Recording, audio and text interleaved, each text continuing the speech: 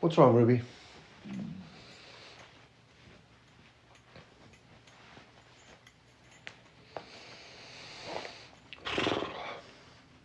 Hey, good Saturday afternoon, everybody. How you doing? I'm really not running well today so far, but trying to get my motor going. Just gonna put on a pair of socks here for a second.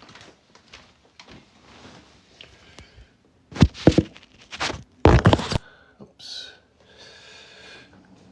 Happy Saturday. How's it going? I'm just putting some socks on if you're wondering what the hell I'm doing.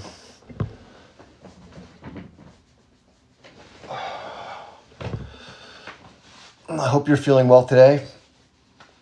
You know, unfortunately, because of this Gulf War thing I deal with, if you haven't heard about that, I got sick from the Gulf War. Sometimes I'm just absolutely, it's like getting hit with kryptonite. I guess if you know the story of Superman, and you just feel like you have nothing to give. It's really strange. It's hard for me to even describe what it feels like. But it's not pleasant, I'll tell you that much. Anyway, so some days I just have to take a lot of time to get off the block, which today feels like one of them. But as I always like to say, I didn't get an arm or a leg blown off or anything worse, and I'm certainly not dealing with what the people of Gaza are dealing with, so woe is me, right? Hey, yeah, and other people have all sorts of problems. Like some people deal with like really bad depression, which is not their fault, obviously, and that can be crushing. And I wonder sometimes if that's what I'm going through too. Do I take Cipro or Levaquin? No, I'll tell you what, I take something called, what's it called? Gabapentin. I've been taking that since like 2004. So what is that, like 19 years? Did I have a haircut? No, I ran into a lawnmower, and the lawnmower beat the hell out of me. Yeah. No, I usually cut my hair like this every, 6-8 weeks because, I don't know, I like having short hair. And ever since I've gone short, whenever it starts to get a little longer, it feels really uncomfortable. I don't know how to describe it. It's just, anyway, some people I think people look at me like, what the hell happened to you, man? It looks like I'm going to the military. But I was in the military, so I'm used to it. But it's amazing. When I was in the military, all I wanted to do was grow my hair longer because you can't grow it longer. You have to keep it short. And now that I'm out of the military, I keep it short. It's really weird. So anyway, we're strange creatures, right? Anyway, happy Saturday to everybody. I was just watching a video by Professor Jeffrey Sachs. If you don't know who Professor Jeffrey Sachs is, he's an economist. I think he teaches at Columbia University. And he's been a big advisor economically to multiple administrations and has been a part of a lot of the different, important economic shifts over the history of the country and through the world. And he was talking about all the times that our government lies to us. Just how insane it is that he talked about a German that was on trial at The Hague. And they asked him, about talking about lying in the public. How do you get people to go to war? And he says, you can't tell somebody the truth. You have to tell them a lie to make them feel afraid that there's some boogeyman that's going to get them if they don't do it. And yeah, I've heard that too, Juliet. So there's some sort of there's a process that governments have to go through in order to get somebody to, go to war, sign up and go. They have to be somehow motivated. And so the lie is always, fear. For example, weapons of mass destruction was the one for the last U.S. big war. And what was it in Ukraine that, that we have this, that we're told this horrible person, Vladimir Putin, wants to take over Europe. He wants to reestablish the Soviet Union. That makes people feel afraid, like, oh my God, they're coming to get us. And what are the comments about, the age group? Some people have actually said this. I know this is incredibly silly, but if we don't stop them there, they're coming for you next. I mean, are you serious? They were barely able to make an incursion, a couple kilometers into Israel. And they, of course, push back. They don't have the ability to even take over Israel, much less come somewhere else. I mean, it's absolute silliness. So anyway, it's just more of the same BS that our governments go through. And the hard part is trying to explain to friends and family the propaganda system. And I talk about this all the time. But nobody wants to believe it. Let's face it, who wants to believe your country is the bad guy? And that the media system that your country has isn't free and fair? It almost seems like, how could it be such a big conspiracy? How could there possibly be so many people that are in on it, right? It could never work. But that's not how it is. It's much more subtle than that. And if people, my sister said this. My sister said, I talked about this one time. It's probably the last time we talked about this kind of stuff, unfortunately. And she says, you don't know shit. You don't have no idea what you're talking about. I was in journalism. My sister used to work at a TV station as like a news anchor. And I said, yeah, I get it. I get it. It's not about you being a bad person or quote in on it. It's that you're given a role to play, which is you get the teleprompter, they feed it, you read it, right? You didn't make up your own news or come to the office one day and say, hey, I really want to talk about this today. That's not how it works. If you get hired by a local channel, even the national ones, you're reading stuff off that someone else has fed into the system. You're not there independently investigating stuff. And like at most quote normal people, they're not spending their weekends or evenings like digging into stories and trying to figure out what's what. They're trying to just live their lives, right? They buy into the system. So who do they hire? Who do they hire in these? They hire people that are in the system, that believe in the system. If somebody comes into a news interview and talks like someone like me, do you think they're going to hire me? Even if I was the best person on camera in the world, they'd be like, thank you for your time. And they'd say, that guy, forget him. He's a troublemaker. Somebody says, you are wrong. Tick tock, tick tock, tick. Hey, that's great. Listen, if I'm wrong, let's have a conversation about what I'm wrong about. TikTok, and please come up. I'll give you all the time in the world to explain yourself. So I'll just say to you, come on up. Because if I am wrong about this, please, I want to be straightened up. And not in a snarky way. I'm being totally sincere. But the perception is that, people who are troublemakers or who question the system are not welcome. And they take people who already believe in the system, they already buy into American exceptionalism and the fact that we do have an open democratic system and a fair media. They're the ones they bring in. So they don't even think to question. They just kind of go along because they have their career and they just don't know. They have no clue. No one's introduced them to the even concept that this is even happening. And they hire those kind of people. And then what do? They are given incentives to progress in their career based on doing more of the same. And that's how it's done. It's not like a bunch of people are in this big, 10,000 person auditorium and they say, okay, here's the month. No, it doesn't work like that. It's the editorial staff at the top, the management that make the decisions as far as what does get to flow through the organization news-wise. And yeah, occasionally there are some stories that get out that aren't perfectly sanitized. And there are, just like in Israel, they have Haaretz, which is not speaking the Israeli propaganda line. But most people from birth, through school, through the media they watch, they get the same story so much that when they hear these controversial ones, they think it's just, that's just some crazy group. That's these crazy people on the left or whatever they call them. And they marginalize the people. So look at right now. This is a great example. Max Blumenthal from the Gray Zone and Aaron Mate. If you don't know who they are, before I tell you about Max Blumenthal and Aaron Mate, thank you, by the way, Faraj, for sharing. I need everybody to do me a favor, if you don't mind, and I hate bothering you to do this, but TikTok has put a real a lid on people like me and others who are doing what we're doing. And a lot of people who follow me don't even get notified anymore about that I'm even going live. So it's problematic. It's part of the same thing we're talking about. So what we need to do together is to get through that is to help each other out, which is if you can just hold the screen down for a half a second, a list of your contacts will pop up. And then if you just tap on the invite button, people will get the notification that they're not giving naturally. So please do that for a second or two. I'm going to do a couple things while you're doing that. I'll give you a second to do that. And I'll come back with Max Blumenthal and Aaron Mate.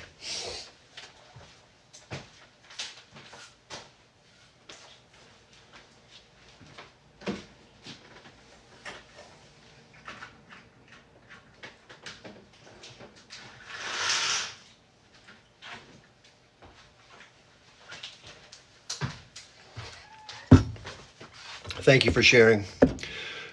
Thank you for sharing. Yeah, please, guys, please do that. I know it's not hard to do. Whenever I go, this is what I just let you know. This is what I do when I go to people's lives. I try to walk the walk, talk the talk. Thank you very much for sharing it, everybody. I go, like, for example, when I go to Eric Warsaw's place, the first thing I do is I go in and I tap the screen. Like I said, I invite everybody who I know, and then I'll hit the tap the screen to get at least 200 likes. That's what I do for people. I think it's so easy to do. It's like, it doesn't cost anything. So thanks for doing that. And, that's the least we can do to help the other good content creators. So if you like my stuff, I hope you'll do that for me too. Thank you very much for doing that. The other thing I want to ask you is this, and I know this is contentious, but I've seen a lot of content creators do this. They will make the comments sub only. Not forever, but let's say the likes are at 8,000 and they want the likes to get to 25,000 because people just aren't doing it. They'll temporarily change the comment section to subscriber only, which of course I think you have to pay like $6 or $7 for mine, which I'm not trying to hold people's arm behind their back and take money. That's not my point. But the point is, a lot of people who come don't do these things. They're just like, yeah, whatever. And then they're mad they can't make comments. You're like, dude. So anyway, these are just tools to try to, encourage participation. I haven't done any of that yet, but I've seen other people do it. So, and the other thing is I wanted to take an informal poll. So here's a question. So I just want to know what people think. If you'd leave someone's live if they did that, in other words, if you couldn't leave comments unless you were a subscriber, would you stay or go? If you would stay, if you would leave, if you would leave the live, if someone required you to pay to comment, please type the number 1. I'm just curious to see how many people would bail, because, hey, this is how you find out how people think, right? By asking simple questions and letting them speak their mind. Yeah, so I see a lot of ones coming in. And it's funny because I go to people's lives too, and it depends on the person, right? If I really like somebody and they have it that way for whatever reason, I'll pay. If it's like $2.99, I'll pay that. If it's more than $2.99, I'm usually less likely to pay it. So, but I understand. And listen, I agree. I think it's a pain in the ass when somebody says you can't have your say, and a lot of people come to these to be able to share their feedback in the comments. But the other thing to remember is this, and again, TikTok takes 70% of whatever comes through, which I think is unfortunate for content creators.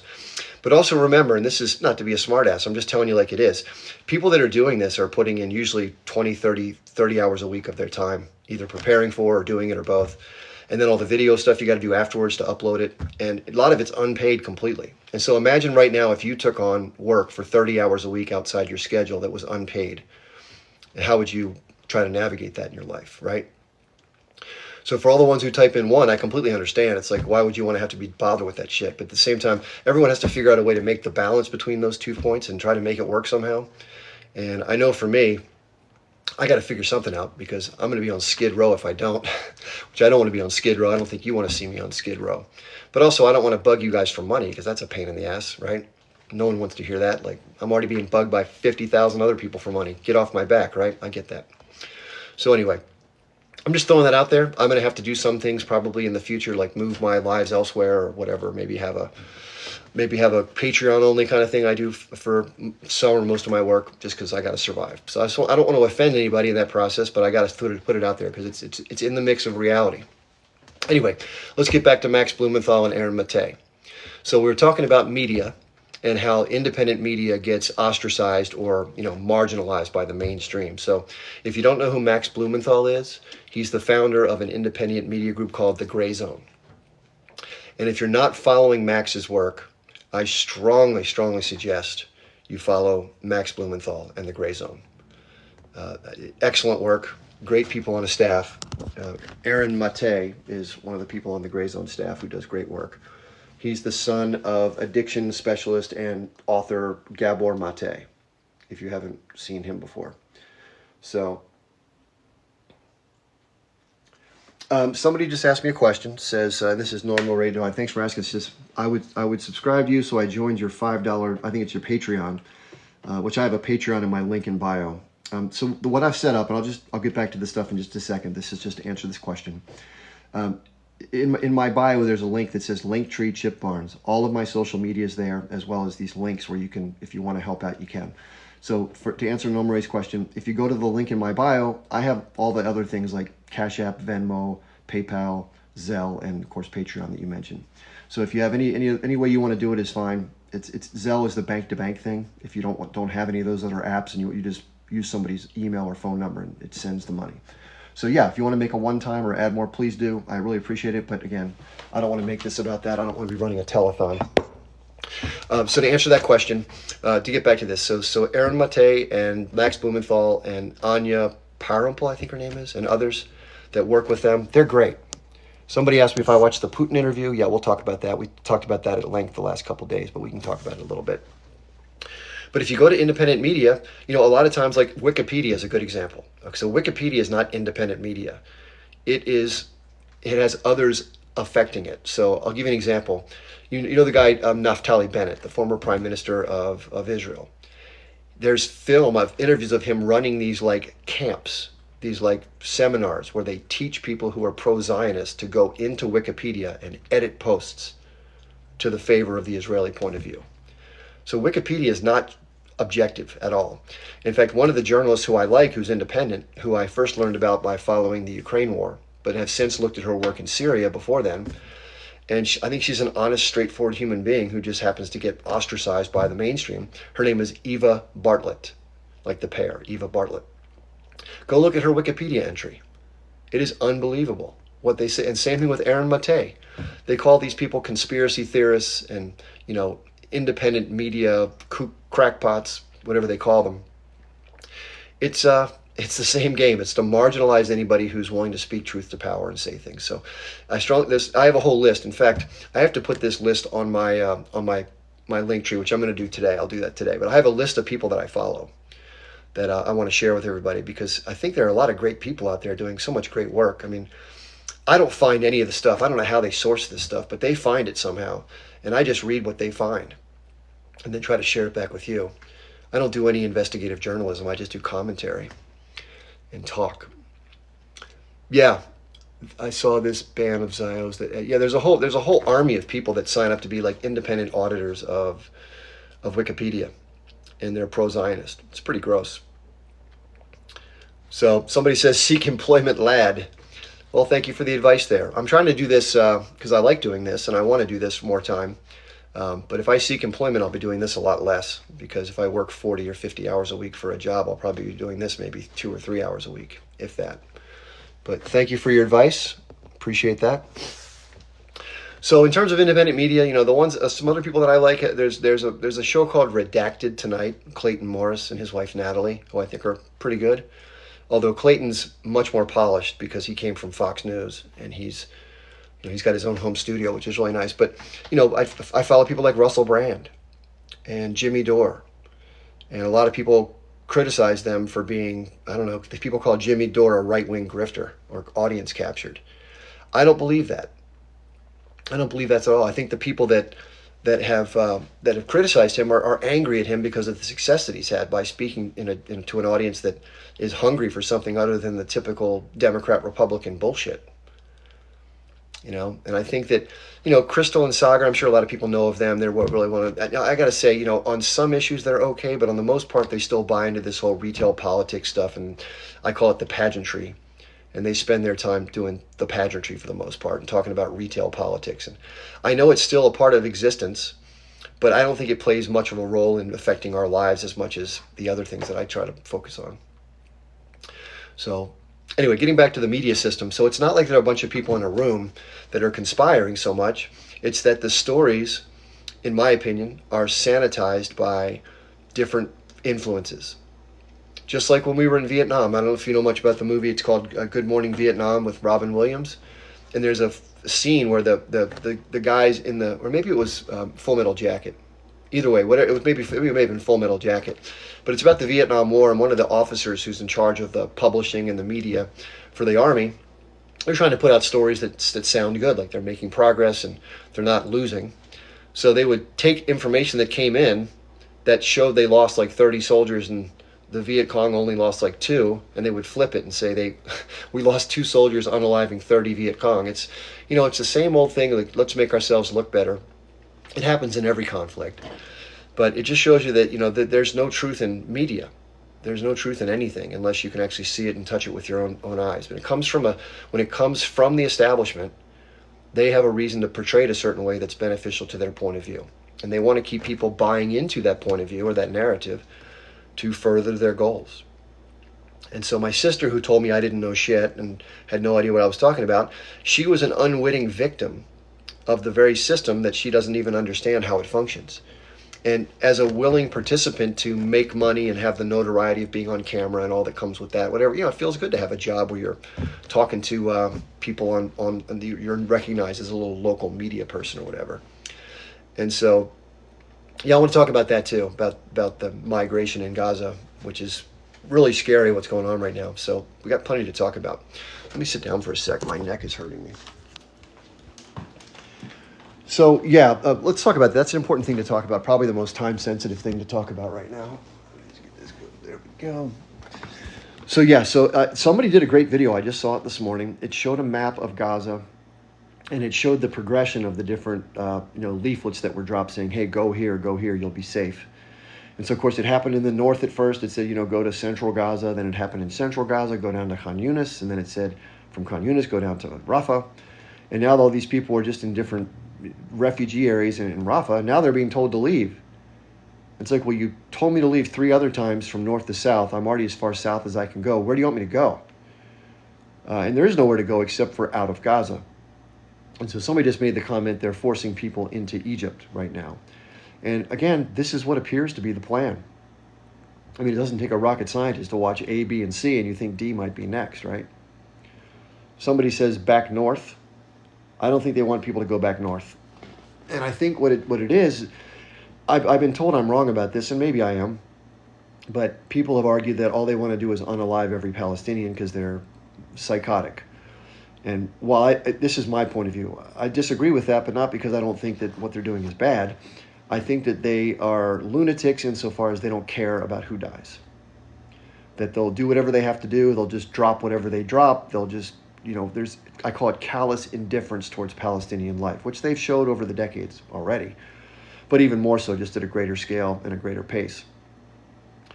But the question is, are they willing to go through and wholesale, completely destroy every single person that's in the South? I don't believe they're going to do that.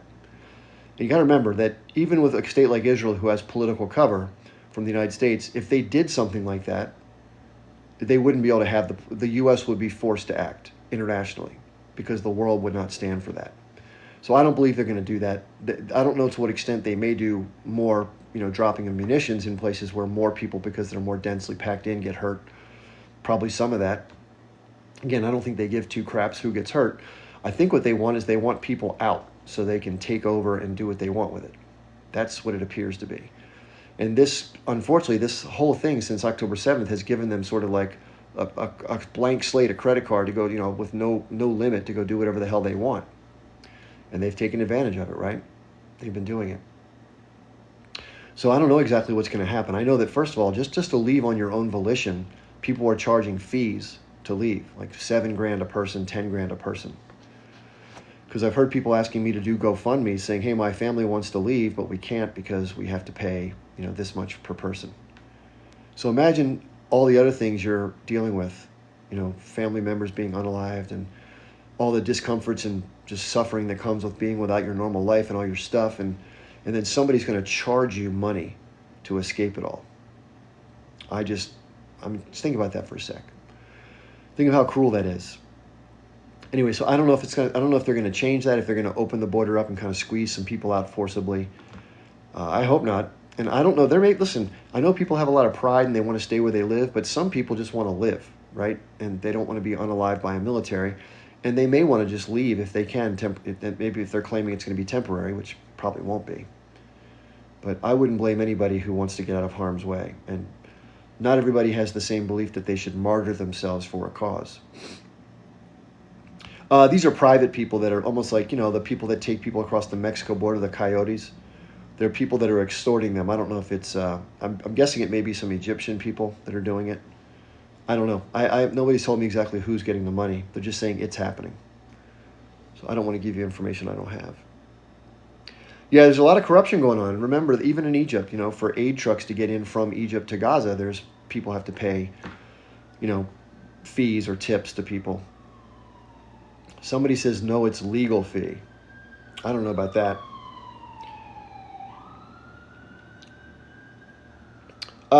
This is an argument that somebody's made. I'll talk about that for a second. So somebody here said, Peace and Love said, if they, meaning Israel, succeeds in kicking people out into Egypt, meaning the Palestinians, then they'll continue kicking until they occupy Egypt. So we know about Eretz Israel and the Greater Israel Project. We've talked about that ad nauseum. And so remember that there's always a political dimension to everything. So what does Israel have the right to do right now, given the fact that what happened on October the 7th? Well, where did that happen? It happened in Gaza. So they now have political cover, political license to go in politically and fight back against what attacked them, right? That's politically understandable. It's within the framework of understanding. The way they're doing it is horrific and disgusting and reprehensible and is worthy of being charged with war crimes. But the fact that they're going after the age group is plausible, politically plausible given what happened. But what would not be politically plausible is going further into the Sinai once people are expelled from God. That would not be politically plausible. The U.S. could not defend that politically, and therefore it wouldn't, in my opinion. I think as much as the Americans should have stepped in earlier and stopped this carnage from happening, they don't have to because it can be politically covered. But the Americans could never, ever politically justify at the UN Israel invading Egypt to further unalive and chase down people who have already left the territory that they asked them to leave. Just think about that for a second. So I don't believe that's going to happen. I can't talk about the future, the distant future. They may very well, over long periods of time, have plans for that. But you have to remember, everything you can't do everything at once. It's like we're not wired to accept that. The frog in the water thing, they've been doing in the West Bank. Look, they've been very smart in one way, as much as I hate to see it. They've done things very slowly and steadily in such a way that it's not like all at once. They didn't go into the West Bank and completely like unalive everybody and start building stuff, right? They've been slowly but steadily dispossessing land and slowly but steadily unaliving people here and there. And so it doesn't create as much of a stir. But remember, if Israel continued with its forces past the Rafah border into Egypt, they would be condemned internationally in a way that there'd have to be intervention. And the U.S. doesn't want that. And the U.S. won't stand for that. So I guarantee you that the U.S. would stop it. So, like I said, it may happen 20, 30, 40 years from now, or whenever it happens over time. And if there's international conflict, all bets are off, right? If the whole world blows up, then who knows what's going to happen. But, a lot of people have given me a swift kick in the back of the head for saying this because they're angry about what's happened so far to so many people. I get it. What's been done is horrible, and it is going to meet the standard of G-side. But I don't believe, and again, I got to tell it like it is. I can't tell it like you want me to say it. Somebody said you have to say this if you're going to be a pro-Palestine. I said, I don't have to say anything. You can disagree with me, that's fine. And I'm not saying it because I don't care. I'm saying it because I don't believe it's true. So, yeah, I don't believe the mission is to try to remove as many Palestinians as possible from the existence of the world. They want the land. And then in the process of getting it, I don't think they care what happens. They're not going to be worried. They're not even worried about their own civilians. Right? They've dropped, things from the sky that have unalived people, and they've taken tanks into these kibbutzes. They've fired to try to get the age group. They took helicopters. They went after people during the rave. They don't seem to care about who gets hurt as long as they get their goals accomplished. Right? That's what it seems like from the evidence that I've seen. If you think something different, please tell me. But yeah, I don't think there's going to be a peaceful resolution for the Palestinians. As much as it pains me to say that. I'm trying to envision a scenario in which that happens. And it's not because I don't maintain hope and desire for it to happen. It has nothing to do with that. It's that in political pragmatism, you have to look at these things within the frame of what's going on from a power structure. So we've talked about a two-state solution. How can there be a two-state solution when you have 700,000 plus people from a country living in the territory you want to return to a proper status for Palestinians? I don't even know if the Israeli government wanted, let's just say tomorrow morning, everybody in the Knesset woke up and voted for it, right? Which is not going to happen. Let's just say they did. How are they going to do it? I mean, they had a hard time removing the settlements from Gaza in 2005, and that was like 55,000 people. Now you have over 10 times that many people that aren't going to go willingly, who are armed, by the way, heavily. You're not going to just ask them nicely to leave because they want to work. No, it's not going to happen. So I don't see that happening, and I don't think it's fair to ask the Palestinians to have a territory that's riddled with Israeli settlements. It's just not, look at the map. You'll see it. And then look at the one-state solution would make the most sense, right? Okay, well, you've done what you've done territorial-wise. We'll become one state, maybe call it something else like Israel or whatever the hell you call it. I'm saying that, of course, tongue-in-cheek. Or Palarat, whatever you would call it. And then everyone would have a vote under a democracy, right? That would make sense. But no one in the Israeli side wants to have any power being handed to people who are non-Israeli, non-Jewish. Especially not a majority, for God's sakes. That's not possible, right? So I don't see either of those happening. So what is the inertia that's been happening? Let's just follow the path. Because usually what happens is what's been happening is what keeps happening. And what that means for Palestinians is they're still on the losing end of a horrible situation indefinitely until something changes.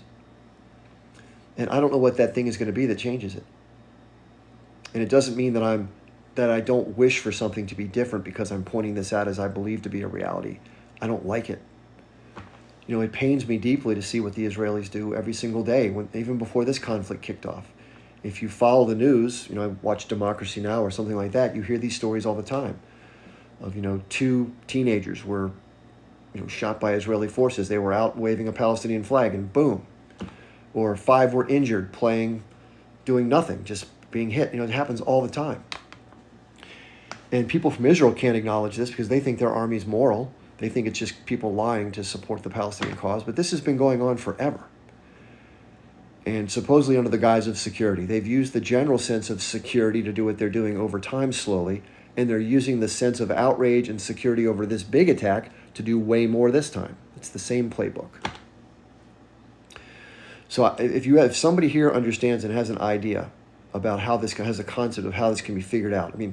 What I think should happen, and people have asked me this, if you had the power, what would you do? What I would do is I would forcibly dismantle the settlements. I would return everybody who's Israeli to Israel before 1967. I would have an international peacekeeping force to guarantee that Israel wouldn't be attacked in the formation of a Palestinian state. I would, of course, have all Israeli troops out of Gaza. I would lift the blockade, lift the siege from the air, land, and sea. And I would force the Palestinians to provide peace assurities to Israel and recognition of their state. I know a lot of people don't want to do that because they feel like what happened in 1948 should be fixed. I don't disagree. But politics and resolutions are about pragmatism. I think that would be a fair way to get that. You asked me for my solution. I'm not saying it's the solution. I'm saying it's my solution. That's what I think would be a fair enough version to keep people happy enough for life to go on and to have a much better set of circumstances for Palestinians than they're ever going to get under the alternative. Now, what Israel has done is offered them dog shit deals and said the same thing. Well, this is better than what you have now. You should accept. No, it's a bullshit deal. But you can't have another country completely control the other country and call it a peace resolution. It's not going to be. That's no 2-state solution. That's a single state solution with names of 2 different types, with no democracy for the latter. That's not fair. And if somebody has a different idea, come on the panel. Let's talk about it. But that's what it seems fair to me. But of course, the Israelis don't want that, and they build more settlements every single year. Even the U.S. condemns them. Everybody condemns them, and they keep doing it. And that's because nobody wants to open the can of worms to intervene. Even the Arab states, their leaders, for different reasons, haven't stepped in. Let's face it. You can call them sellouts. Somebody earlier in the comments said Egypt is a bunch of sellouts. It's not Egyptians. It's the Egyptian government. Try protesting in Egypt right now to change the government's policy. Good luck. You're going to be in jail for a long time. Imagine, it's easy to say from here, but imagine you right now went outside on the street corner and held a sign up and immediately went to jail for 10 years. You probably wouldn't take a sign out, right? So the Egyptian people aren't the problem. It's the government, the al-Sisi government. Yeah, I think that all the territory captured in the 1967 war should be returned, including the Syrian territory. Of course, the Sinai was with the peace accord. But the West Bank should be, get out. Get out, Israel. Just get out. It would be by the way, it would be much better for Israelis to have peace because they wouldn't have as many security problems. The reason why they have security problems is because of the occupation and the blockade. But they tell their public it's because these people are savages and all they want to do is unalive Jewish people. That's what they tell them. That's what they tell them. And they believe it. I listened to a pro-Israeli live yesterday for about an hour and a half. I think it was Captain Jonathan, if you know who he is. And they made that same claim that they'll never be safe no matter what they give Palestinians, so therefore they have to do these things because it's just what they have to do. They believe that. They really believe that the rank and file Palestinian hates Jewish people and can't maintain peace, doesn't want peace, they embrace death, they hate life. This is the thing that people say. Somebody says, Barbara Whalen, let me in the box. You have to have, I think, 200 followers to interact on live videos, is my understanding. If I'm wrong, please correct me. So if you're not able to come up, see how many supporters you have first. It's not me stopping you. I take, if you haven't noticed, I take any and all, even people that I really can't stand, I'll bring them up here, and that's okay. But if you can't get in, that's why probably. Barbara, Bobby, if that's what you want to be called. If Palestine is in the right, why is no other Arab nation helping them? Okay, let's talk about that. When you say helping them, you need to be clear about what that means. So helping them could be taking them in as refugees, right? That's one way they could, quote, be helping. Okay? Another way could be militarily intervening to stop what the Israelis are doing, right? Those are two different ways they could be helping. So if you're an Arab leader right now, quote unquote Arab leader, let's say you're president of Jordan or king of Jordan, you're the head of Egypt, you're the head of Lebanon, you're the head of Syria. First of all, let's just check Syria off the box. They have their own problems. They're very busy dealing with a whole slew of problems, right? So Lebanon, same thing. They have a lot of political instability. They have a lot of problems. They had the big economic disasters in their country. Their whole economy's in turmoil. The last thing they want to do is get involved in a foreign war, right? So let's look at Jordan. Well, their king has great relationships with the West. So politically, I believe that there's something going on to kind of say keep it at arm's bay. Like, this is how politics work. I hate to tell you. Now, the people in the countries would love it if their leaders would do something. They see this as a terrible injustice, right? Just like most Americans don't like the fact that our government is supporting Israel. But what are we doing to stop it? We can't, right? Our hands are tied. So if the Arab governments, quote unquote, I use that term loosely because you used it, allowed the Palestinians to pour into their territory, first of all, I don't know if you've thought about this. Have you ever been to a large sporting event? A stadium with like 60, 70, 100,000 people, whatever it is. When the people come pouring out, it's a lot of people. Now, 100,000, imagine 23 of those stadiums side by side all coming out at once. Right? It presents some logistical problems. Traffic's a nightmare. There's trash. There's all sorts of problems with people getting, just all sorts of bullshit, right? Taking in mass numbers of immigrants is a difficult problem to encounter with the best of circumstances. It's expensive. You have to spend a ton of money to help the people all at once. You have to find places for them to stay. You got to find ways to feed them. You got to have police. It's expensive as hell. It's a logistical nightmare. Now, add on to that the fact that you're going to be causing a lot of problems for the people themselves. Most people who are Palestinian don't want to leave. Why should there be an easy way out for the Israelis to forcibly expel people when that's their mission? Why not force to make it difficult on them, right? So when you say something is cavalier like that, and why don't those countries help them, you got to think of it from their point of view. It's not that they don't want to help. It's what are the costs that they have to endure to help? And then if you force the Israelis to do what they want to do to get their way, they're going to have to physically, forcibly expel people by literally grabbing them up and getting them out somehow, or unaliving them, or some combination of both, right? But either way, they will be to blame for the outcome, not the complicit, quote, Arab country. Because history will judge this based on how this plays out. And you don't want to have the people giving an easy out for the Israelis to expel the people. So that's why I believe they're not doing, quote unquote, doing more. And it's it's an imperfect situation. But it's not because, I've heard this argued before, nobody wants them. Nobody wants to deal with them. They are a problem. They're just like regular people, guys. The reason why they have these tendencies to push back is because of their circumstances. That's it. They're not inherently violent people. That's an absurd thing to say. Nobody's inherently violent people in total, right? And yes, they have militant arms, but there are extremes in every society that do that kind of stuff. So all I can say is this. In this time frame, I think there are reasons why each Arab government doesn't do what they're not doing. I think that's their reason, and we can't make them do anything they don't want to do. So, but I do think it's important not to give a safety valve to allow the Israelis to have their way. I think that's 100%. And there's someone here named Nunya Business that says I got it wrong about, I don't know my history of Palestinian refugees. So I'll tell you what, Nunya, I'm dead serious when I say this. If I have something wrong, I always say this, I'm not married to what I say. If I got something wrong, come explain it to me.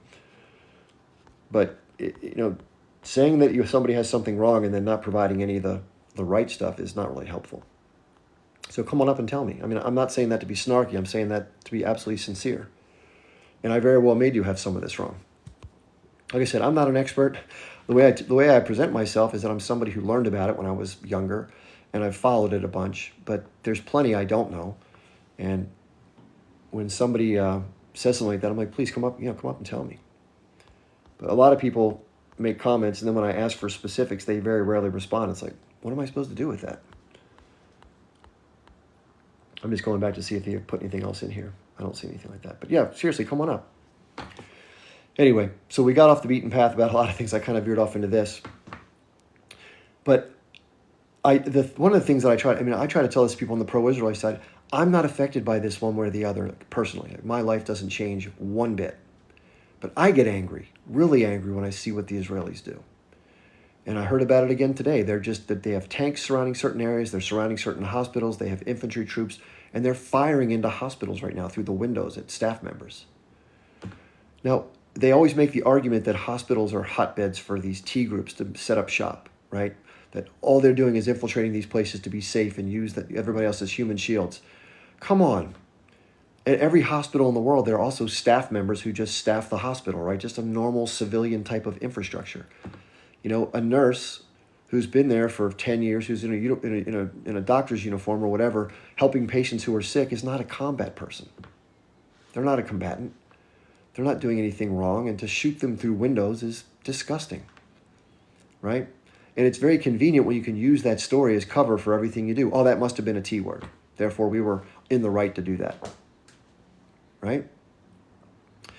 Yeah, there aren't many functional hospitals left at all, and the ones that are sort of short-staffed and, undersupplied. And this is what the Israelis are doing. This is what they've done the whole conflict, right? One of the purposeful strategies has been to damage or sort of make hospitals unable to do their function, to incapacitate them is the right word I would use. And they've done a good job of it, right? Less and less places for people to get help. Then you remove the aid, the medical supplies that people need. You force people to drink crappy water by not allowing them to have the typical water sources they have. You eliminate the supplies of food. You create a humanitarian disaster. More people get sick. They need the hospitals, but then you degrade the capability and becomes this never-ending cycle of people dying. I'm telling you, it's not that they want everyone to die. It's that they don't care how many people who die. And they're doing everything they can to make it more likely that many people die, including military and otherwise. Right? So, yeah, it's bad. It's bad all the way around. This is the sad part. I think it's such a sad thing that my country, the American government, doesn't do more to step in the way of this. Now, I will give Antony Blinken credit, which I rarely do, but I'll give him credit for this. He did seem to give what appeared to be a heartfelt speech. I don't know what's in his head. But I did hear him say that, what's happening to Palestinians, especially the civilians who have nothing to do with what went on October 7th, is criminal. He did point it out, whether he meant it or not. He did say that he felt that it needs to stop, that there are a lot of people being affected by this that have nothing to do with this, and that needs to end. So give him credit for what he said. I don't know if he means it or if they're going to do anything about it, but it's at least good to hear somebody who has a position of power at least say something like that, right? All right. I really would like to have a guest come up. If anybody wants to talk, please do. I got a couple things I got to do, and I can't talk the entire time, but I can try to talk as best I can. Somebody says he's 75. He wasn't alive 75 years ago, just to let you know. He's I think he's in his early 60s. That's funny. Somebody says it's not our fight to involve ourselves in Palestine. Palestine attacked. And yeah, Moose, let's talk about that. In fact, Moose, I'd love it if you come up, Moose, because I think you have some points to make. I'd love to hear you. It says the Angry Moose is your name. So I hope I'm not going to make you any more angrier. Let's talk about that point, okay? Because Moose brings up a point that's raised a lot, and I understand it quite well. And so, Moose, what I would say is this: with the risk of sounding condescending, and I don't mean to be it this way, many of us in the West don't have a very firm grasp of the historical backdrop of this conflict, like most conflicts. Like Ukraine was a great example too. The recent Putin interview, one of the reasons why people were so angry about the interview taking place with Tucker Carlson was because it shatters some of the narrative that's been put out about the conflict, that this guy's going to say some stuff to let us know that some of the stuff we've been fed just isn't true. And that makes people better understand the why. Why did this guy do this? Because the reasons that were given publicly were seeming like he was a bad guy. He just did it because he could or whatever. Well, same thing about this fight. Most people from my side, which is what I knew when I was younger, and I'll get to your point, is that Israel was our friend, It's a Jewish homeland for people to be safe from persecution. That there's these crazy people that live around them called Arabs, and all they want to do is unalive Jewish people because they hate them, and therefore we have to help them with their security. Now let's fast forward to 2023, 2024, and let's find out what the story went from there. Israel's minding its own business. It's prosperous. It's safe and secure. It has to deal with rocket fire, right? All these crazy people in Gaza, all they want to do is unalive Jewish people in their charter. They said it. So why wouldn't we believe them? Right? That's what we hear. That's the basis from which we understand this. Then on 10/7, they attacked. These horrific attacks that were against women and children and civilians, and they took all these hostages, and they started a war with Israel. Right? So therefore, they get what they get. Right? That is a point of view shared by many more people than people that believe the way I believe it. Right? And maybe Moose believes in that. Maybe that's where Moose is coming from. I don't want to put words in Moose's mouth. But I've heard it enough to be able to repeat it, as I just did. So let's dissect that a little bit. Let's compare that to other things in the backdrop that may give a little different nuance to this, if you'll allow me the exercise, Moose. So many people don't really understand what happened and how things came to be in the area that has been called Palestine. So I don't want to go through every bit of the history. I'll do very, very quickly about it, so that Moose can understand why there might be a different point of view about this. And again, there's no one right or wrong answer. I don't have I don't have a monopoly on truth, nor does anybody. It's just things happen, and then people see them differently. But what actually happened in 1948 and before? Unfortunately, hundreds of thousands of mostly Arab Palestinians who identify as Palestinian from Palestine, different than other Arabs, but Palestinian Arabs, most of whom were Muslim, were forcibly displaced off where they've been living for generations at no fault of their own. That's what happened. Some left because they were told by certain groups that they'd be able to come back in a week or two after the conflict ended. Yes, that did happen. Many others were unalived, 15,000 or so, during that transition period. And many of them left because the adjacent village was just slaughtered. So I don't know about you or me. If I saw people down the street from me and a roving band of crazy people with guns just, got rid of thousands of people down the other neighborhood, and I see it happening, and somebody runs over and says, hey, they just came into here, they're coming here next, I would leave. I wouldn't stay and wait. Many people left under those circumstances. And they fled, they became refugees. And some of them settled in places like Jordan, and some settled in places like Egypt, or maybe Syria or Lebanon, or some stayed in the West Bank. Many went down as refugees down to this strip of land called the Gaza Strip, that became the Gaza Strip. It's a refugee camp, basically, that's been walled in. So that happened, right? So if you were the grandson or grandchild of this happening to your grandparents, you'd probably be like, dude, that was messed up. That's not right. It's referred to as the catastrophe, the Nakba. So that was the start of all this. It wasn't angry Arabs or angry Muslims hating Jews, because Jews and Arabs lived in these territories interspersed for a long, long time, and there wasn't like violent mass war. Yeah, there were skirmishes and different things that happened as the population shifted leading up to the form of Israel, but it wasn't like all out hatred between two parties. That's a myth. So going forward, what else happened? Well, in 1967, and I'm going to skip all the history, a lot of the details, but in 1967, the Israelis say they were threatened by the Egyptians who were doing military exercises in the Sinai. They thought it was an imminent invasion, and therefore they decided to preemptively attack the Egyptian Air Force and the Syrian Air Force to the north, and then move their troops in to occupy the territory what that time was called Transjordan. It wasn't called the West Bank. But they call it the West Bank because it's on the western side of the Jordan River, the bank of the Jordan River. So that territory was Transjordan. It was captured and taken by Israel by force in 1967 during the Six-Day War. Now, Israel claims it was self-defense, that they were attacked. Now, they were never attacked.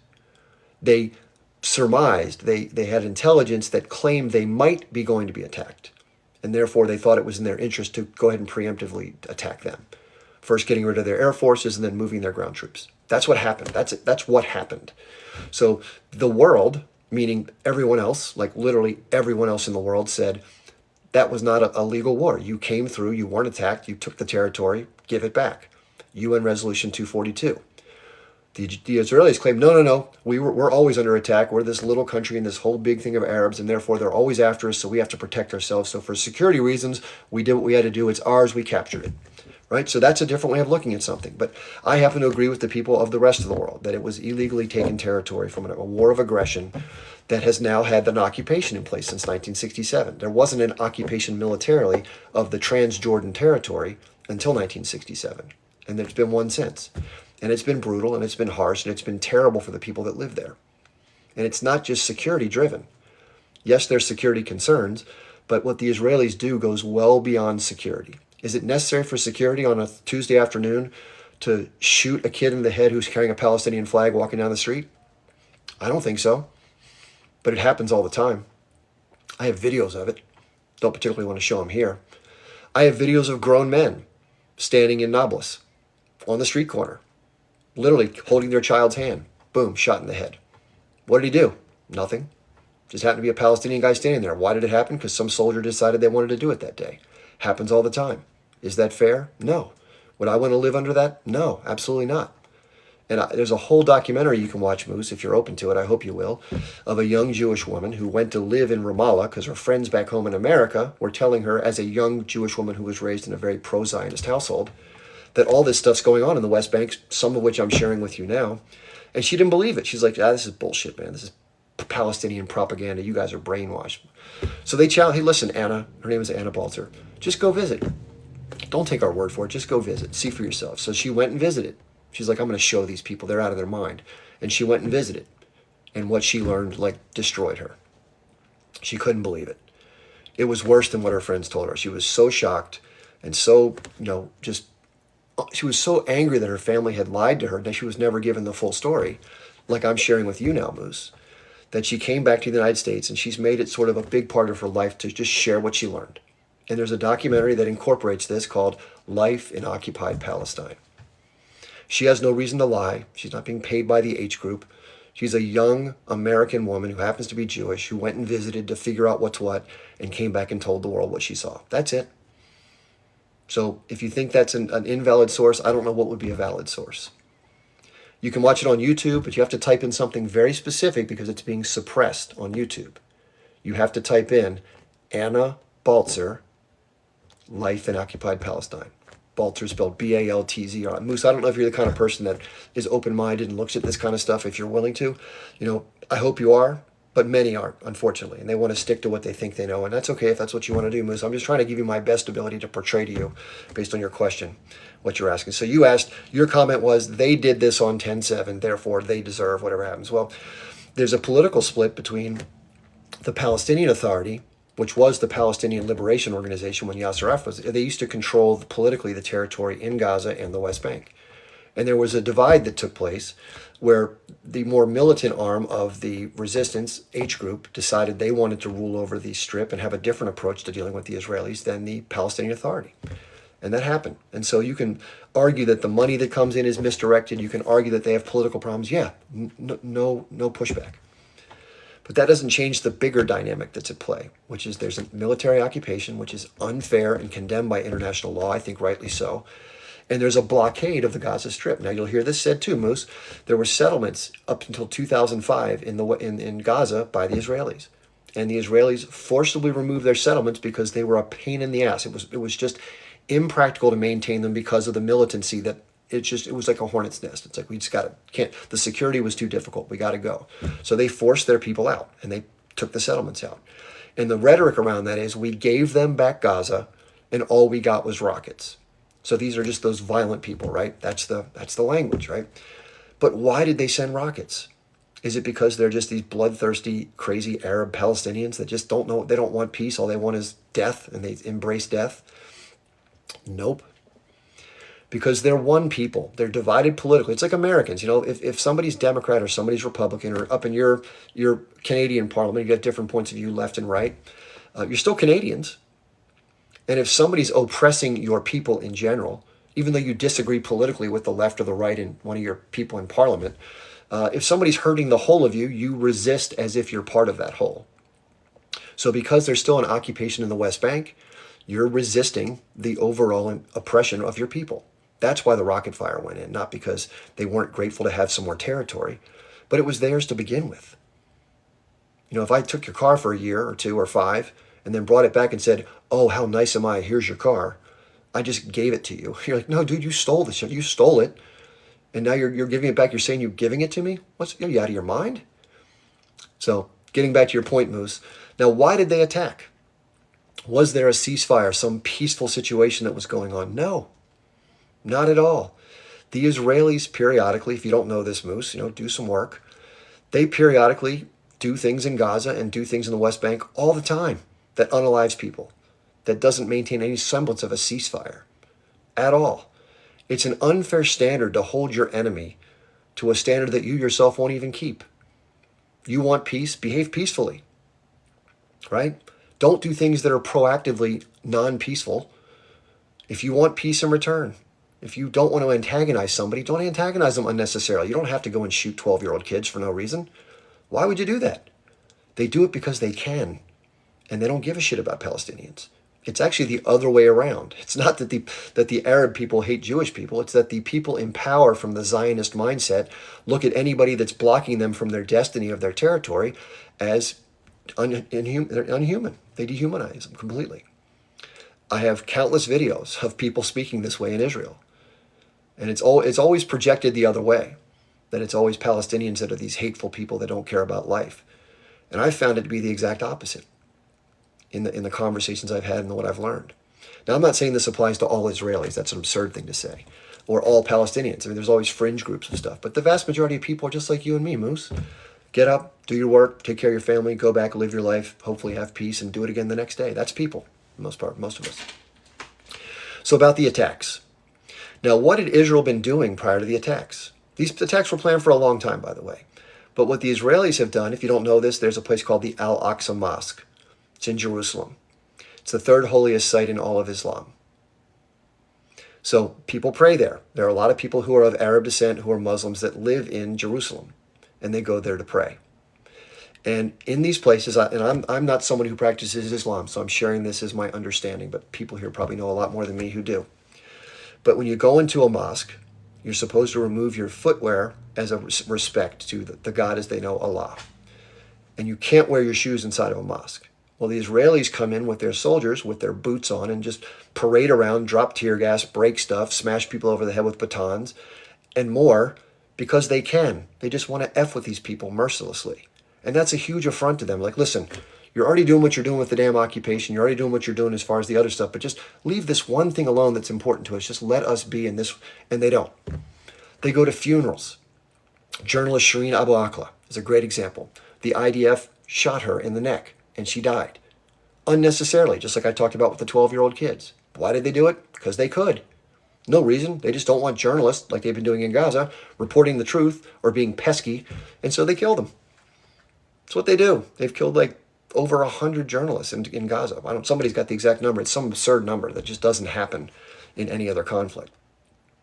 During her funeral, Moose, I got video of this. And anything I'm telling you, Moose, I'm happy to share with you receipts on every single point. Just send me an email. Tell me your link on Telegram, and I'll send you the videos. I got them all on my phone. They're right here.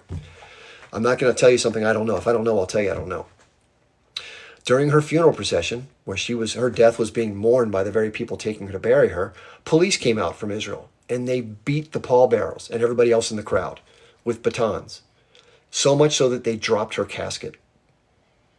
Now, do you think that's a dignified thing to do, Moose? Is that peace?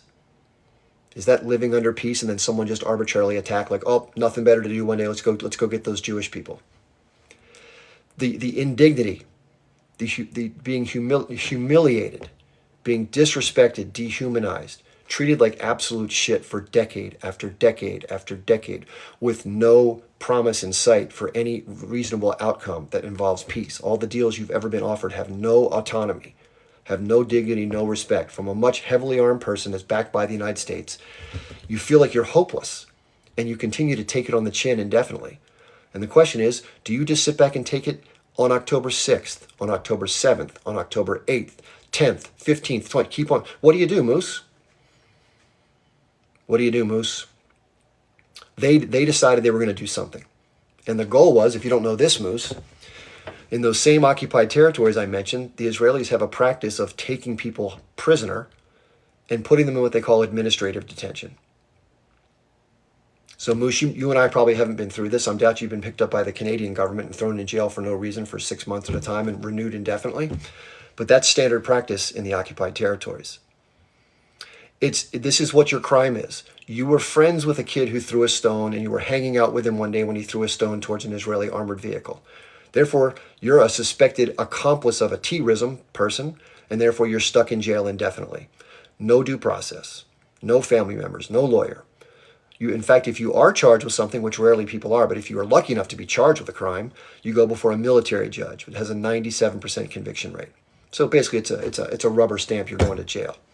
Some people have been in jail for 2, 3, 4, 5 years with no charges. It's like Guantanamo Bay, but inside of Israel. Now, the Israelis deny this vehemently. And also the way people get treated in jail is horrific. I did a long video about that. Go look. I have all videos covered, all this stuff. So there are thousands and thousands and thousands of Palestinians, a lot of young people, some women, that have done nothing wrong, that are sitting as basically, pseudo hostages in Israeli jail. So the goal of the Al-Aqsa Flood mission, as I understand it, I've listened to what the H group said and wrote, they wanted to go into Israel and capture hostages to exchange for some of these other hostages, what they call prisoners, because they're being unfairly detained by the Israeli government. That's not a crazy thing to do, right? They're stuck in this terrible plight, all the things I've been mentioning, and then some. I can't even cover it all. What would you expect them to do? Just sit back and take it, right, Moose? You'd sit back and take it forever. You'd find some other way. I wouldn't do that. Now, my understanding is, based on the principles of Islam, you're not supposed to harm women, you're not supposed to harm children, you're not supposed to touch the elderly, right? Those are the rules you're supposed to abide by. Now, I don't know what the rules that were given to American soldiers in Vietnam. I would imagine it was engage the enemy. So someone who's got a weapon or who seems like a military combatant, you engage that person. You don't go after villages with women and children. But some of that happened in Vietnam, way more than should have. I'm not justifying what the American soldiers did because it happened. I'm just saying it happens. And I don't know to what extent something like that happened on the 7th. Maybe it was some people that were just sick, twisted individuals that are members of the H group who did some crazy shit that they shouldn't have done. But I don't believe it was stated in the mission, go do those things. But I'll never know exactly what happened. In fact, we're not even clear with evidence what did or didn't happen. We've heard a lot of testimony, but I've been trying for 3 months to ask people from the pro-Israeli side to provide documented evidence of some of the atrocities they're claiming they have. They've said they've shown it to journalists. Journalists who have come back and talked about it said they didn't see those particular atrocities in what they were shown. I've asked for evidence. I've been told to go to websites, Telegram groups. I've done all that. I haven't found it. I've looked through the entire thing. It took me 2 hours to do all that work. I didn't find a single thing that showed it being done. I saw pictures of aftermath pictures. Aftermath pictures don't tell you who did what. It just shows you the aftermath. There were no babies. There were no burnings. There was none of this mass SA that's been talked about. In fact, the people that were claimed to be SA, their families have said, no, our daughter was not SA. That's bullshit. That's a story somebody told. Didn't happen. So as an independent observer trying to make sense of all this, or just someone who's not in the fight himself, what is one to do with that as far as trying to confirm or deny? I can't deny it, but I can't confirm it, if that's fair, Moose. So my point to all this, Moose, is that it's easy to say cavalierly, they did it, they pay the price, whatever happens is their fault. I don't think H Group is stupid. I'm sure they knew there was going to be a very strong response to this. But the question is, from a political standpoint, part of doing things what the H Group does, and have been done before, is to raise awareness to your plight, as sick as it is. And you're never going to find me defending actions of people that do things if they were done, if the allegations are true. And we know that some civilians were unalived. I have video proving that. The video that I do have proving it, I condemn it wholeheartedly. If anybody's driving in a car in a kibbutz and somebody just comes up and fires on them, yeah, that's not fair. They're not combatants. I agree. Horrible. Should never happen. But I don't know the exact numbers, Moose.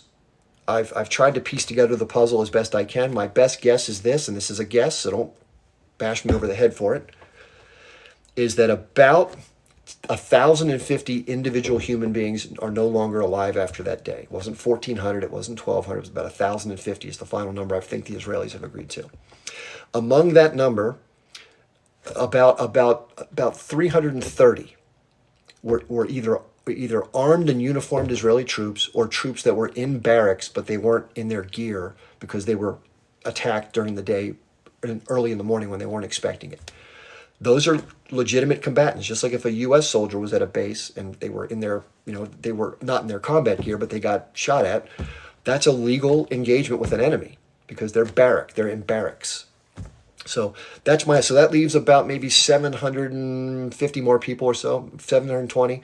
Of that 720, I don't know how many were members of the Israeli, armed forces. And they were in a non-combat mode. They were off duty, so to speak, at these raves or wherever else. And some of them may be armed. Most of them probably weren't. But you can make a gray area about that. But I'm not gonna go there with that. But some people have talked about that. And then you have the military response by Israel. So we know that the H group members went into the kibbutzim. We know that there was this rave party. We've seen some video of goings on. I've seen some video of after effects. But I have very little clarity on the during part. And what the Israelis have said is we have these GoPro cameras and all the evidence is there. We've seen it with our own two eyes because they filmed it, right? Okay, that's what I'm asking for. Not because I'm some sicko who wants to see the video, because I really don't want to watch it, but I want to get to the bottom of the truth and whether it's corroborated or not. And as somebody says, listen, dude, trust me, it happened. I got the film.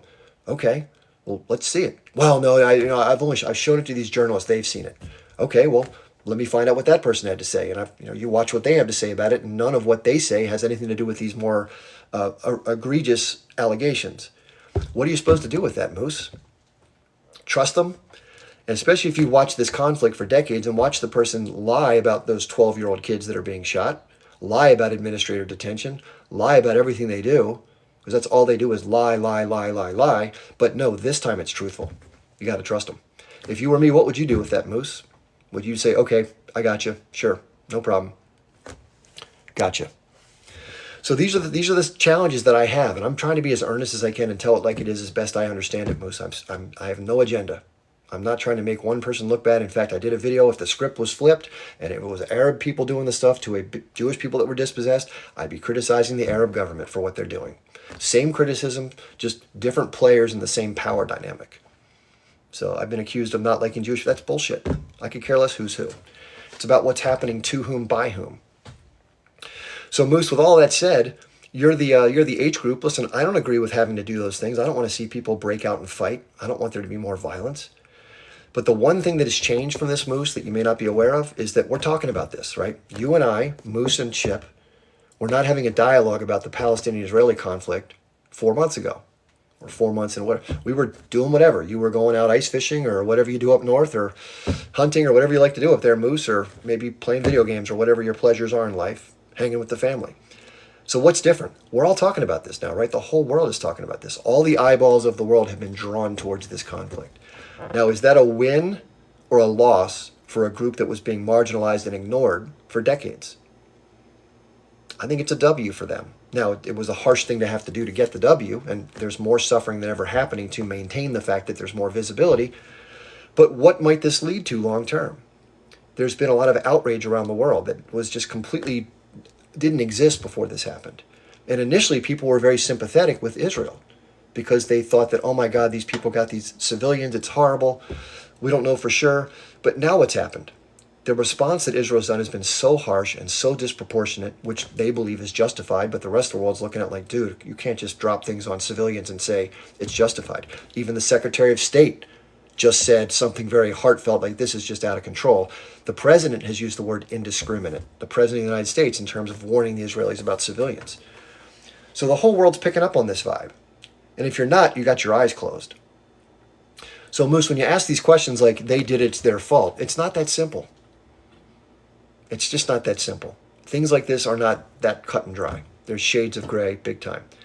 I'm not for anybody being hurt ever, whether it's at the hands of an Israeli sniper, a military plane dropping American-made munitions, or whether it's somebody running across the border with an AK-47 going after people who are listening to, electronic music, or whatever it may have been.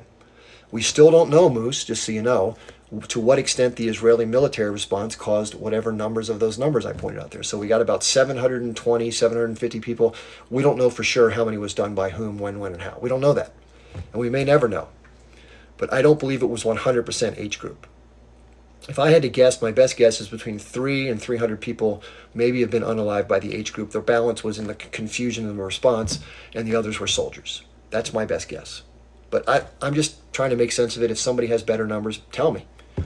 I'm not trying to weigh it one way or the other. So, yeah, Solomon Mashallah made a good point. What about Congo, Yemen, Syria, Kurds? Yeah, there are a lot of other places in the world. Let's talk about a couple issues that get brought up. First of all, this is not the only conflict in the world where someone's had their territory taken. Right? In fact, most people's countries nowadays are a direct result of territory being taken from one group by another. My country is the best example. The forefathers of our country went west and got rid of every person of native descent, and the ones they didn't get rid of, they put them on these little small plots of land that were terrible, and we call them American Indians. They were the North American indigenous population. It was horrific.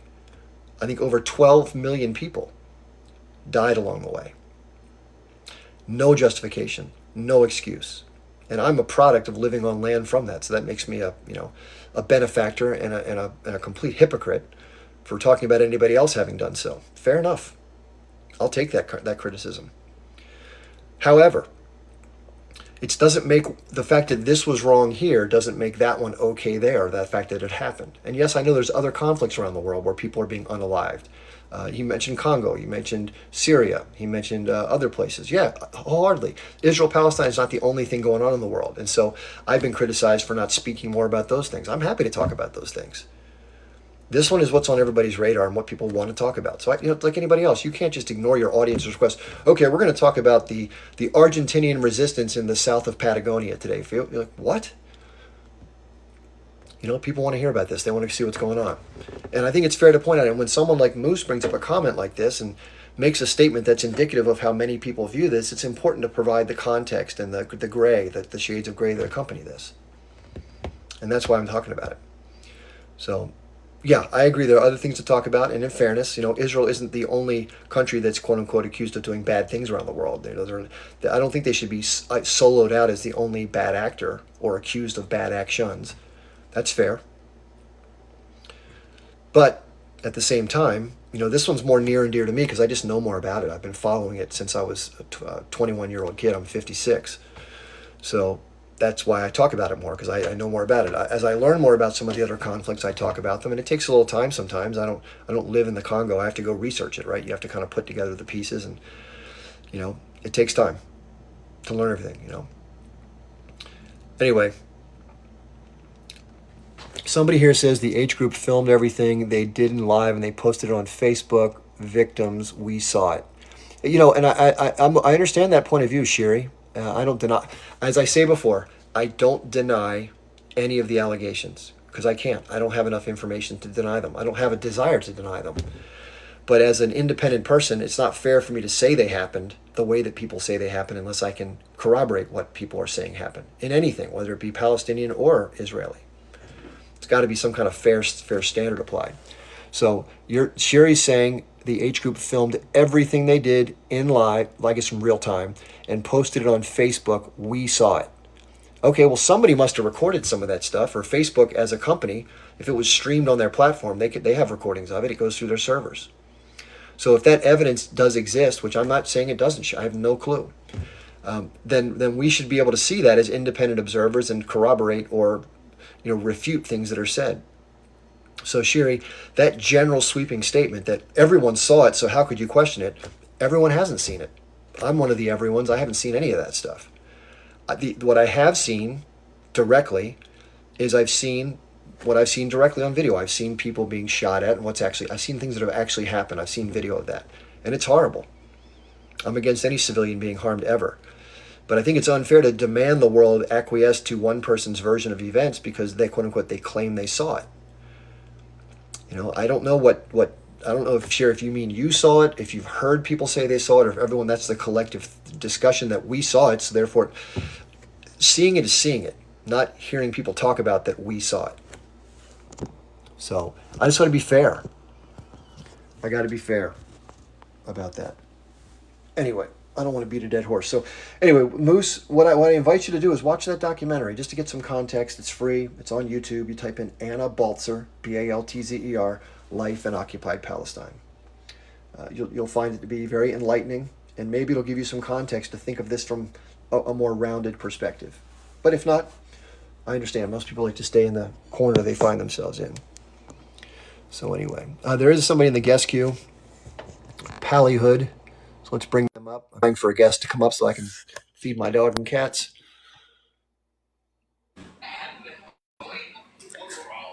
Yes, yes. Thank you very much for the opportunity. Hold on, real quickly. You got a lot of background noise there. I don't know if are you in a place where you can either turn that off or step to a different room. Is that possible? I have you muted for a second until you. So let me bring you back and see if you can do that.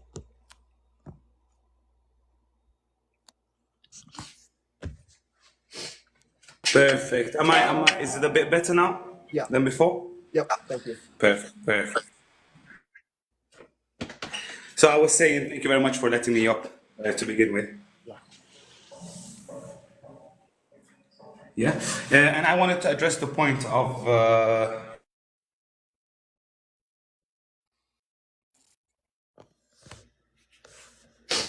Yes. regards to whether it's of being a Palestinian myself. So I want you to look at it from this type of perspective. Listen to me. You Occupation. down. Listen,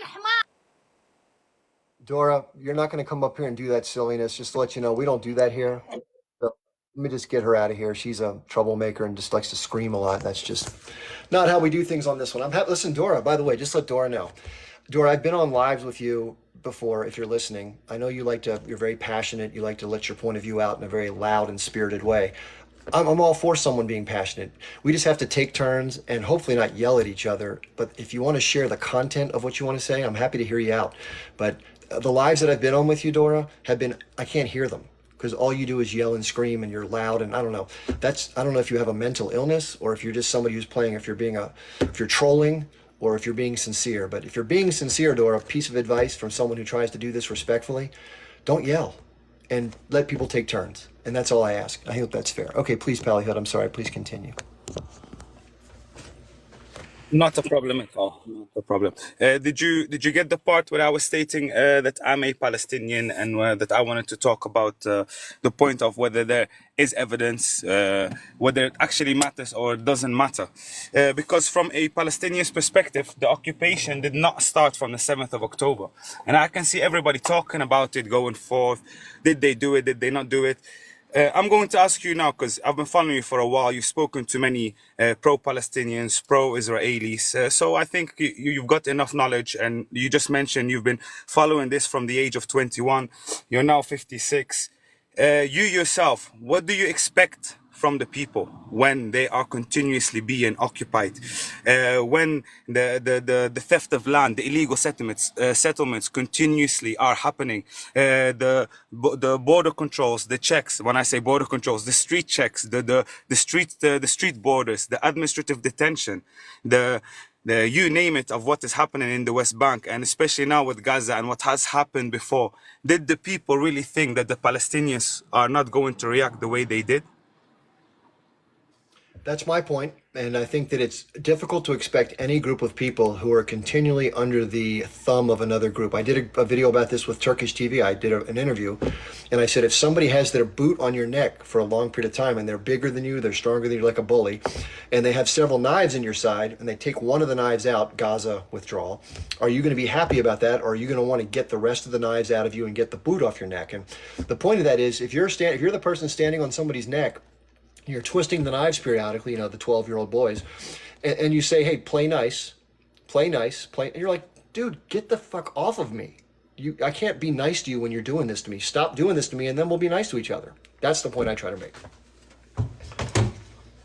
Exactly, and so when you were just addressing someone like Sherry before, you see what it is. I know. Everybody's trying to always find a decent balance to express themselves and to not hurt no one's feelings. And I understand not everyone is complicit into what happened 75 years plus ago. However, for those who were not aware or who were not following the situation of Palestine, with what's happening in Gaza now, it is far beyond the topic of us having a conversation about, is there evidence? Did they attack? Did they not attack? It doesn't really matter because this type of attack, it's 100% was about to happen, and they knew it. They were waiting for it. So it would be a nice turning point where the people could be more affirmative now, because as you've seen, you've got the case in the ICJ. from your age, you probably would agree to what I'm about to say. We know that they're not going to prosecute anyone because the ICJ is a power tool to the Western nations. They've only prosecuted African leaders, and I think only one from Bosnia, a warlord. But we know it's all a game. But now what the Palestinians really need is a proper affirmative stand with everybody who's also advocating for Palestine, if you know what I'm trying to say here.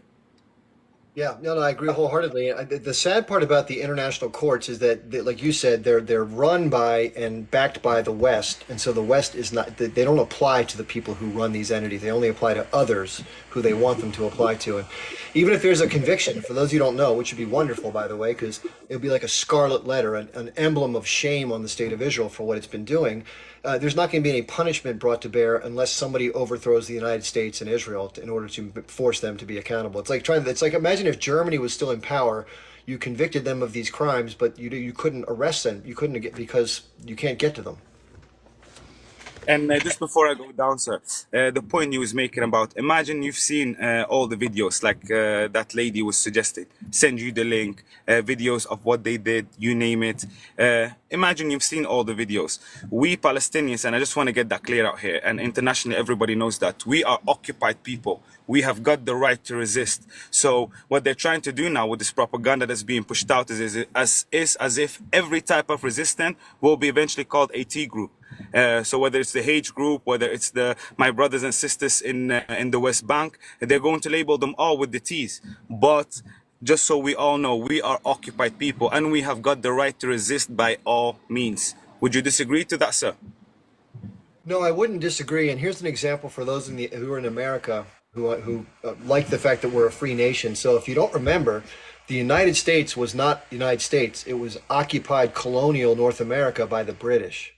So we didn't have freedom. We were under their rule, their laws, their taxation policies, and everything else. And we were horribly mistreated by the British. That's not put in our history books too well.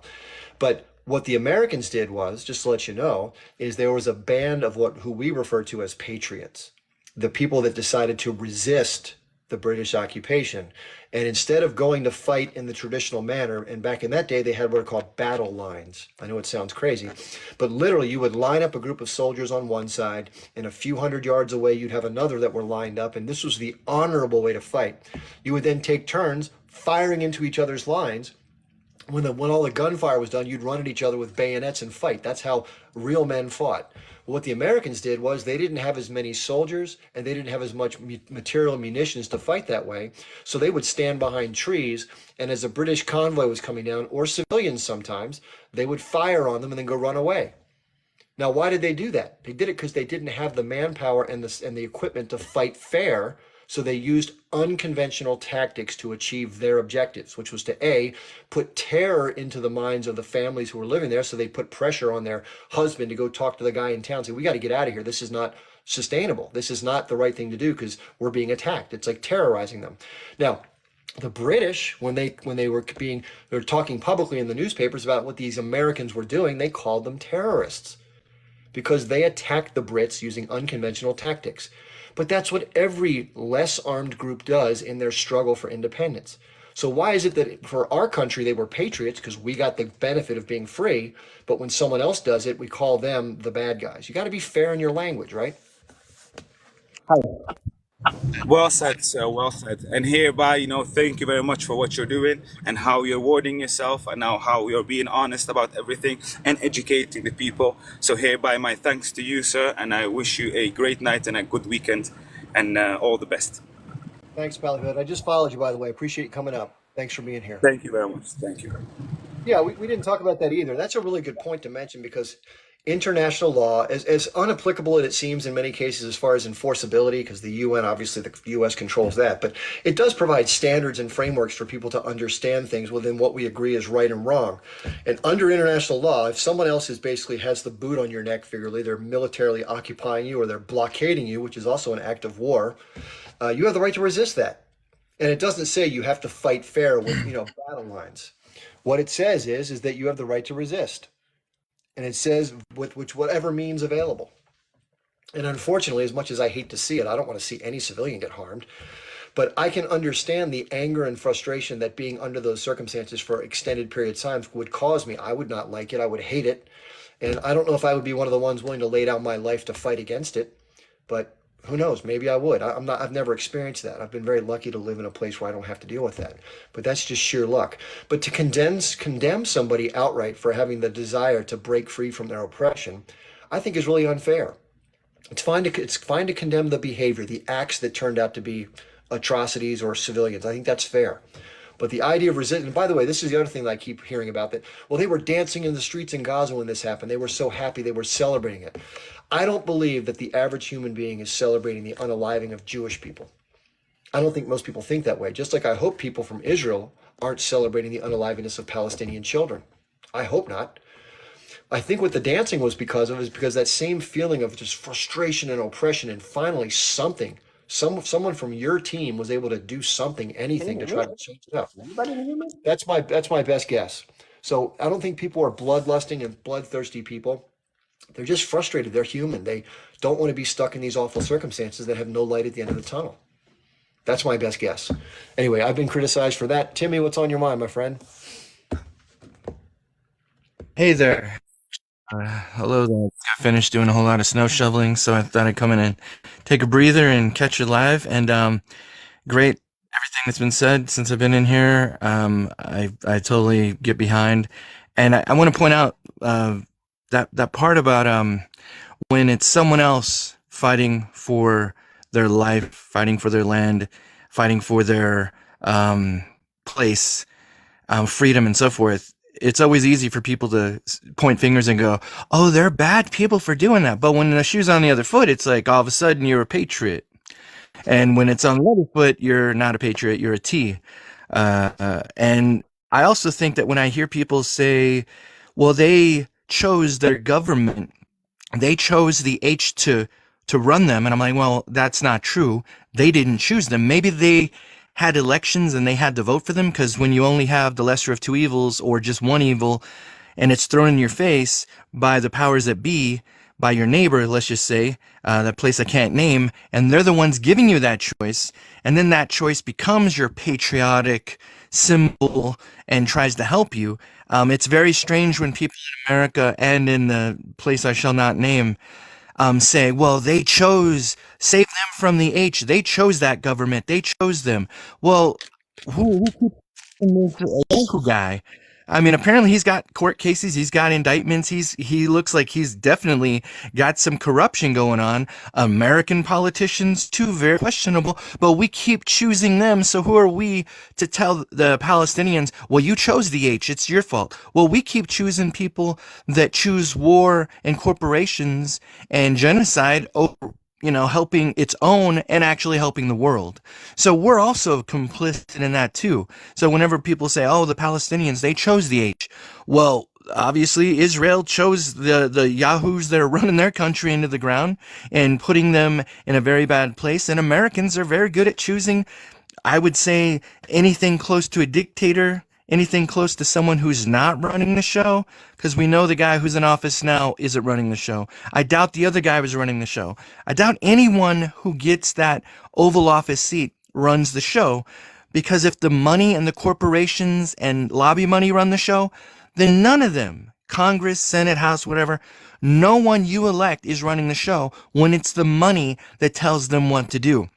And I just recently wrote a song, and it was pretty blunt, and it was basically about taking a poop on Capitol Hill, because I remember during January 6th, they were saying that people were desecrating the great place that they do the work for the people. But how can you desecrate a place, whether it's a insurrection, a revolt, a march, a protest, or whatever? How can you desecrate a place like Capitol Hill when your own politicians go in there and they desecrate it all the time by not doing the will of the people?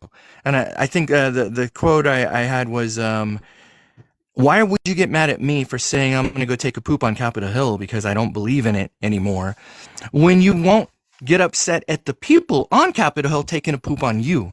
That's what's wrong with the American people. That's what's wrong with, I guess, a lot of the people that still believe their governments are saving them, is they will get mad at me for criticizing their choice, but they won't get mad at both sides for totally doing them in and manipulating them and basically brainwashing them and lying to them and dumbing them down to make them think they have a savior when really they have a villain who's doing horrible things. But usually when we have a favorite football team and they do some bad things, or a favorite basketball team, quarterback, three-pointer, whatever, guard, whatever, usually we make excuses for those people we really we believe in, even when they're doing horrible things.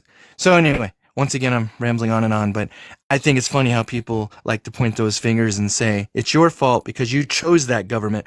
Well, it's our fault. We're the ones that elected these buffoons, spending all this money on weapons, spending all this money on war on other countries. So we need to blame ourselves too. We're also complicit in the destruction of people's homes in the world and ending of lives and children and so forth.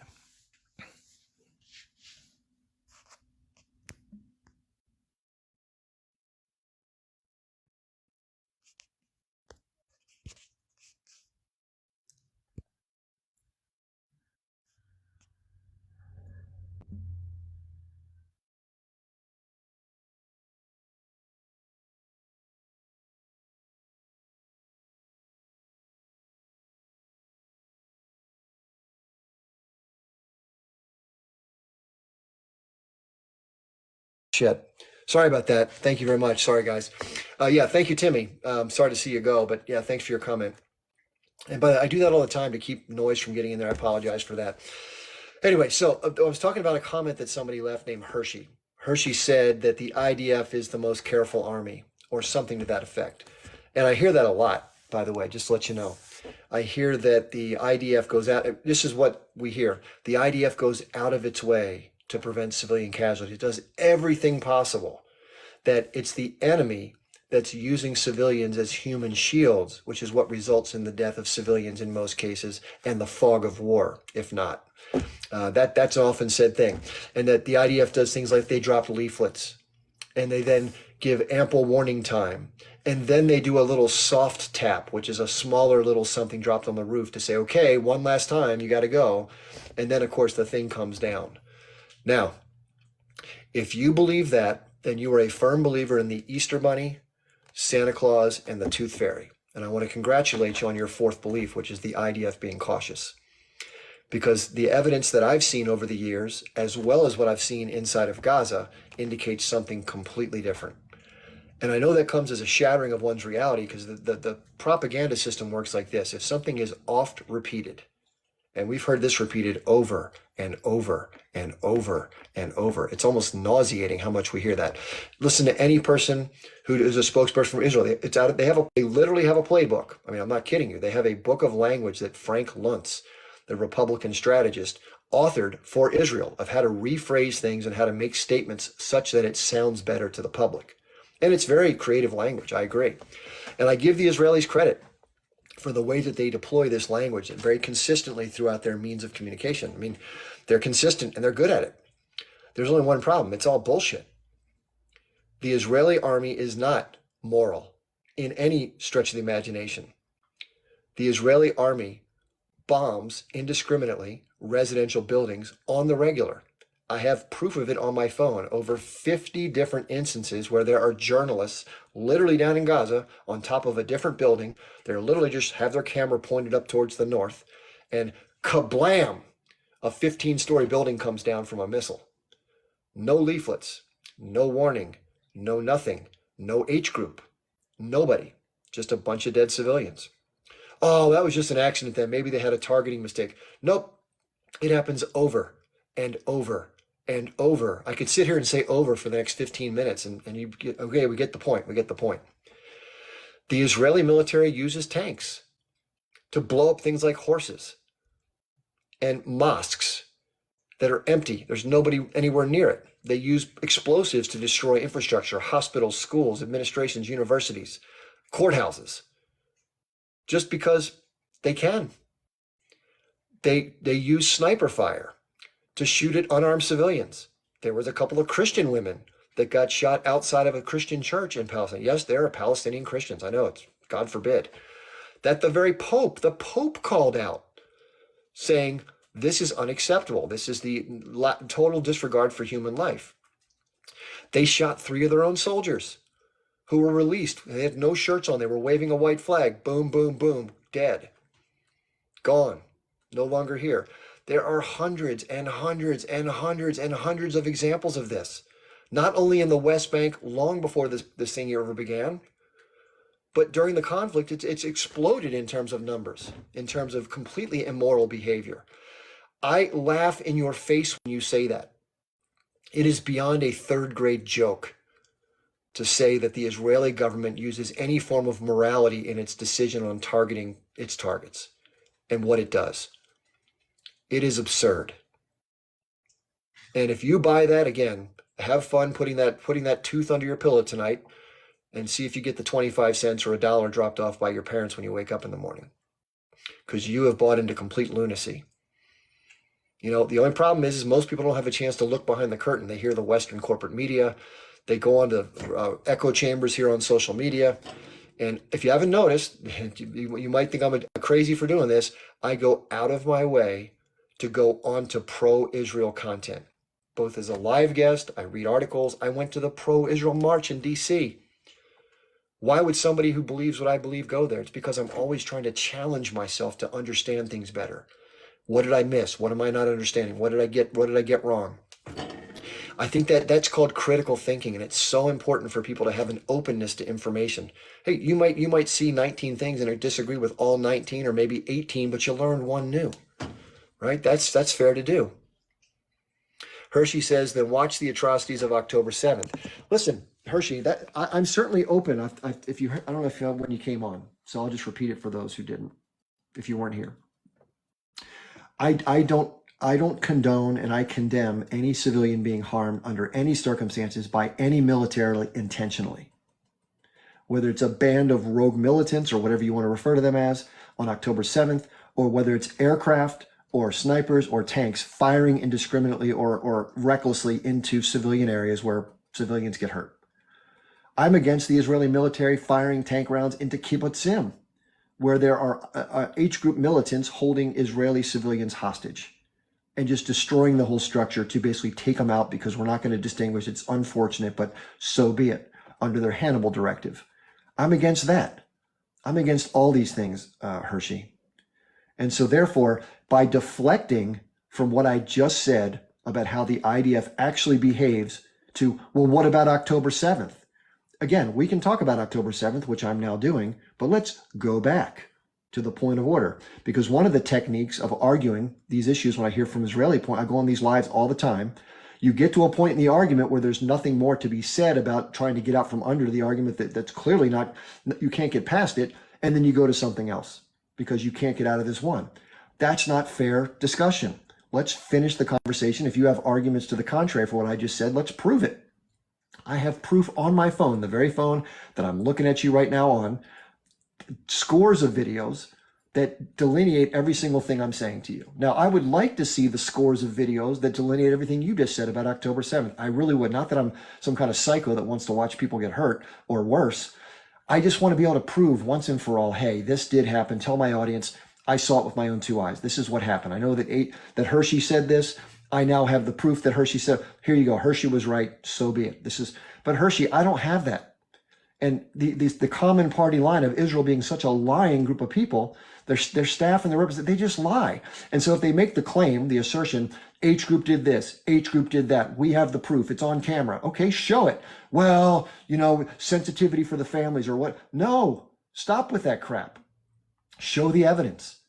I can't deny any of those points, okay? I don't know how many women were harmed with SA or worse. I don't know how many young people, whether they're infants, toddlers, whatever. I don't know about, fires being started. I don't have proof to the contrary that it didn't happen, but it's hard to prove something didn't happen. I need to see proof that it did happen. That's all I'm asking for. I think that's not an unfair standard. And hearing somebody say, well, I talked to my cousin who said he saw it, that doesn't hold water. And the fact that the families, this is the other thing, it's about piecing together a puzzle. None of this necessarily has absolute certainty. But I will say this, in trying to piece together the puzzle, when you hear the family members of the women who have supposedly been SA'd by the H group say, it didn't happen. Our daughter was not harmed. She was not raped. What are we supposed to do with that? You said it happened. The family said it never happened. Why would the family come out and say that? They should be speaking on in a pro-Israeli manner. They're just trying to tell the truth. They're not getting paid by the age group to lie about their daughter not being raped. So this is where I find the challenges. Listen, I'm all for getting to the truth. I swear on my heart, on my soul, I want to get to the truth. It's just impossible for me to make definitive statements absent any sort of thing to corroborate it. And again, third-party hearsay from a distance does not, oh, we all saw it.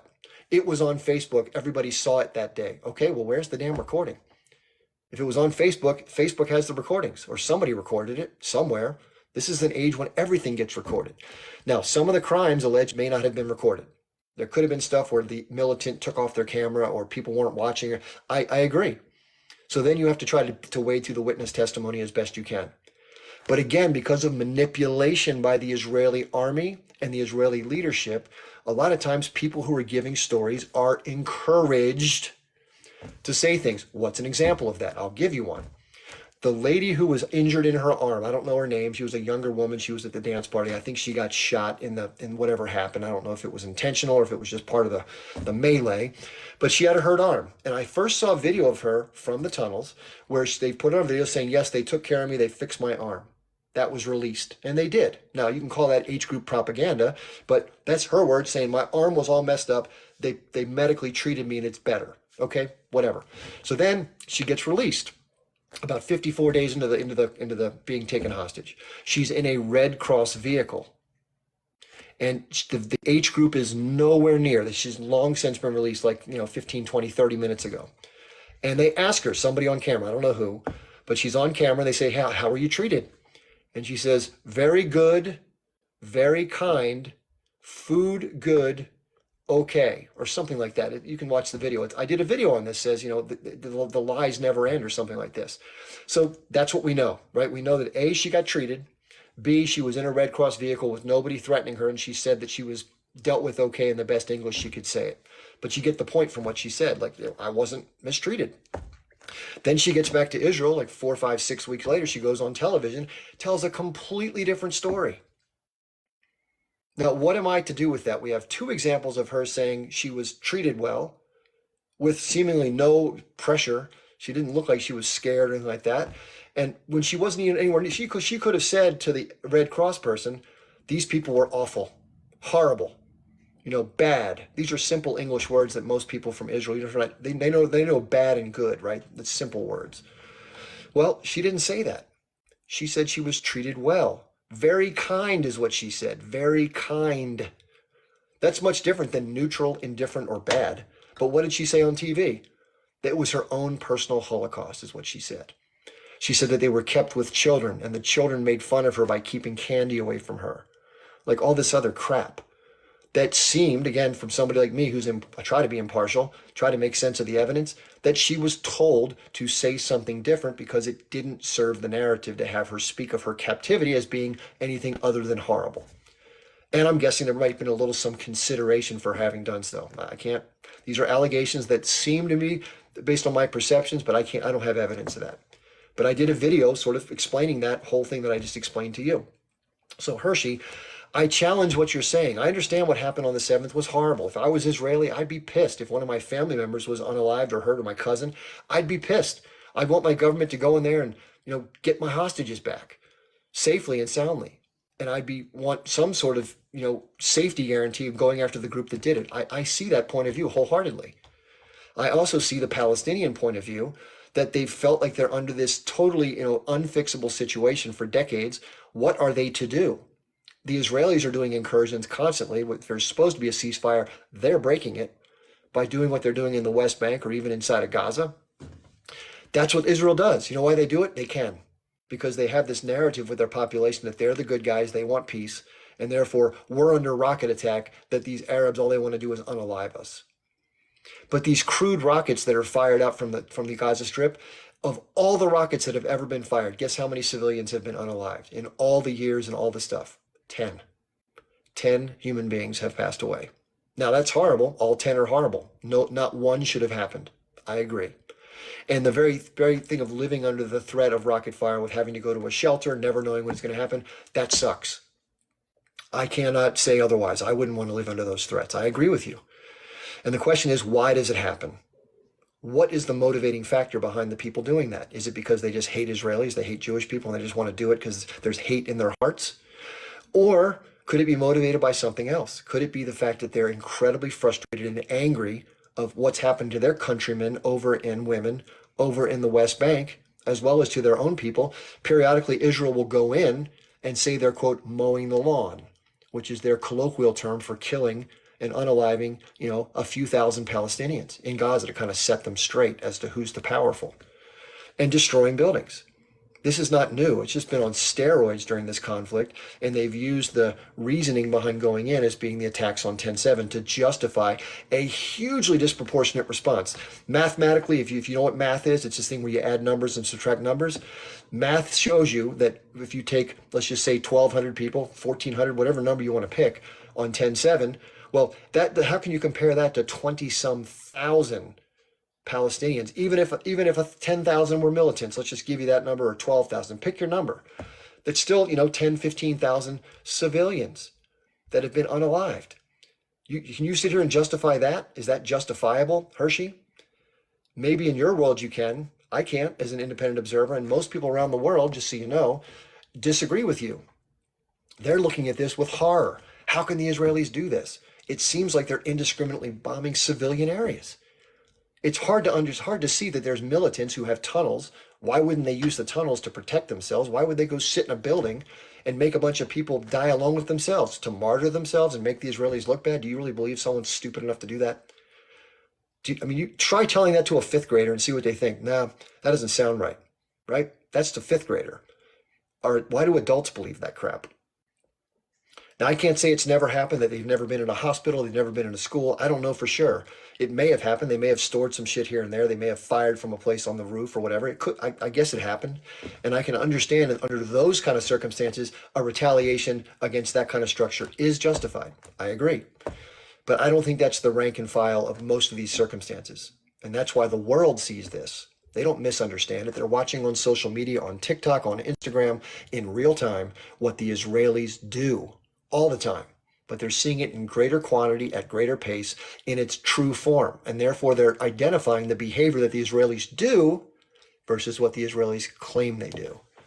And therefore, the narrative that used to work, that used to tell people that we're the good guys, meaning the Israelis, they can't put the two together in the same mental thought. There's cognitive dissonance. Well, they're the good guys, but now tens of thousands of civilians are being unalived, seemingly through indiscriminate actions with tanks, snipers, and bombing.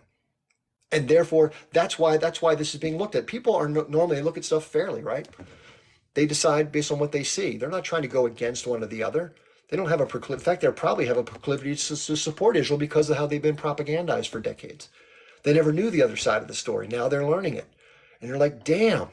And they're questioning other things. This is the problem for the U.S., is that not only are people finding out the truth about what Israel really does, and the U.S. has been supporting it for so long, which makes them pissed, but now they're questioning everything. Well, what about Ukraine? Did we get the right story on that deal? Is the government being truthful with us about everything they're telling us, right? It opens this whole barrel of monkeys that just messes up everything as far as the management of the people. And that's why apps like TikTok are being threatened by the members of the Senate and Congress, because they know that's going on, and it doesn't allow them to maintain their bullshit narratives. So that's the real danger of this conflict to the establishment, is it's blowing up the bullshit they've been feeding people for decades. I've been talking about it for a while, well before October 7th in my life. And of course, everyone's starting to figure it out now, which is good. Not everybody, but a lot of people. Okay, I don't want to talk everybody's ear off. I appreciate the guests being patient, but that had to be said. Sorry, Hershey, I'm not trying to solo you out. Hi. Hello. So first of all, I'm hearing you a lot, and I'm not going live on TikTok ever because I just feel like most of the people are one-sided, and I appreciate you, even though you are against Israel and I'm an Israeli, do feel that you will be trying to find the truth, that this is the only reason I'm live. I heard what you're saying. I don't even know where to begin. I was in special forces for many years. I've fought in Gaza. I think, opposed to many people here that sitting aside and judging everything, because how it looks, how it sounds, how it feels, and whatever. It's very easy, technically, but I know for a fact, first of all, I don't think that moral is nothing to do with war. War is not a moral thing. There's nothing you can do about it. You can try to be a little bit complying to the rules or whatever, but war is a nasty thing. And when it happened, and it sucks, okay? I think that the main, I've been many times under fire, getting orders to stand down in the last minute, risking our own life just because in the last minute someone observed children, women, whatever. The T group doesn't care. They keep firing at us. They don't care about anything, but we have order to stand down. And it happened more than once. I know that it sounds like the Israeli army is start bombing everybody. They want to kill everybody. They don't care about anything, but it's not true. Now, is it happening all the time? Of course not. Is there bad apples? Of course. I see many times during war, soldiers thinking completely the other one, motivated by hate, defying orders, shooting at people. It's happened, it's war, but it's not the order that you get, in opposed to the T group or the other fighters that we see, that deliberately, I can guarantee you for sure that the number of times that we get orders and emphasize to be as human as possible, to be on the lookout, to try not to shoot on civilians, blah, blah, blah. I can guarantee you that there is no briefing before T group attacks or whatever, okay? To try to hit only soldiers and only whatever. For them, it's not the case. So I'm not trying to put Israel or the military of Israel in a good light and saying, listen, we are angels. They are to blame. We are only trying to defend and try to avoid. No, it's not. It's not the case. It's war. And the main differentiator, you talked about 1,200, 1,400 people in October 7 versus what's happening now. Now it's a war. That's a completely different scenario. And if we're talking about genocide, what they did on October 7, that's genocide. They literally went to full villages and annihilate them. Kids, women. I know that you're saying that there's no proof, whatever. There's plenty of proof online. There's many of things that you can see online that it did happen. There's you're forgetting a little bit about fingerprints and forensics. Yeah, there's a lot of things. I hear a lot about pushing back about the beheaded babies. Just one thing to the panel. Everyone does their panels differently. The way I do mine is, and by the way, thank you for sharing your point of view. I appreciate it. I let everybody talk. I just have to take turns so we don't have things become a Jerry Springer show. So please continue. Thanks for being orderly. Appreciate it. Thank you. So the thing is I know that I hear a lot of pushback that it's just in Israel invent that there's no beheading of babies or whatever, and maybe not. I don't know. I didn't see it myself. Okay, but and I'm sure it happened. Okay, I'm sure it happened. I didn't see it myself, but what I did see, and everybody see, because there's forensic evidence and recording and X-rays of young babies burned alive. Okay, so excuse me if they just burned them alive and didn't beheaded them. Oh, thank God, they were so merciful. So I think the whole debate whether they beheaded the babies or not, it's stupid. Sorry, it's not.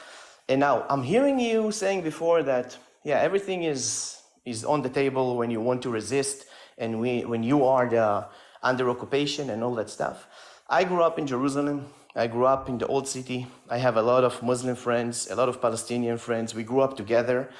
I can tell you that none of this has ever been an issue.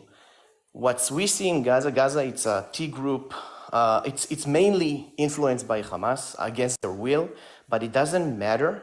Okay, I'm saying it doesn't matter because the end result is that they are victims of Hamas.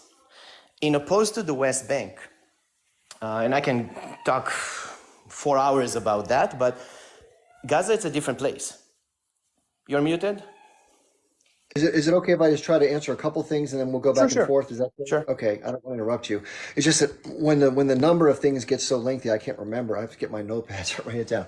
Okay, first of all, when I mentioned the thing about the resistance, I'm just parroting what the international law refers to. So I don't really have a feeling about it one way or the other. I'm just going with what third parties say.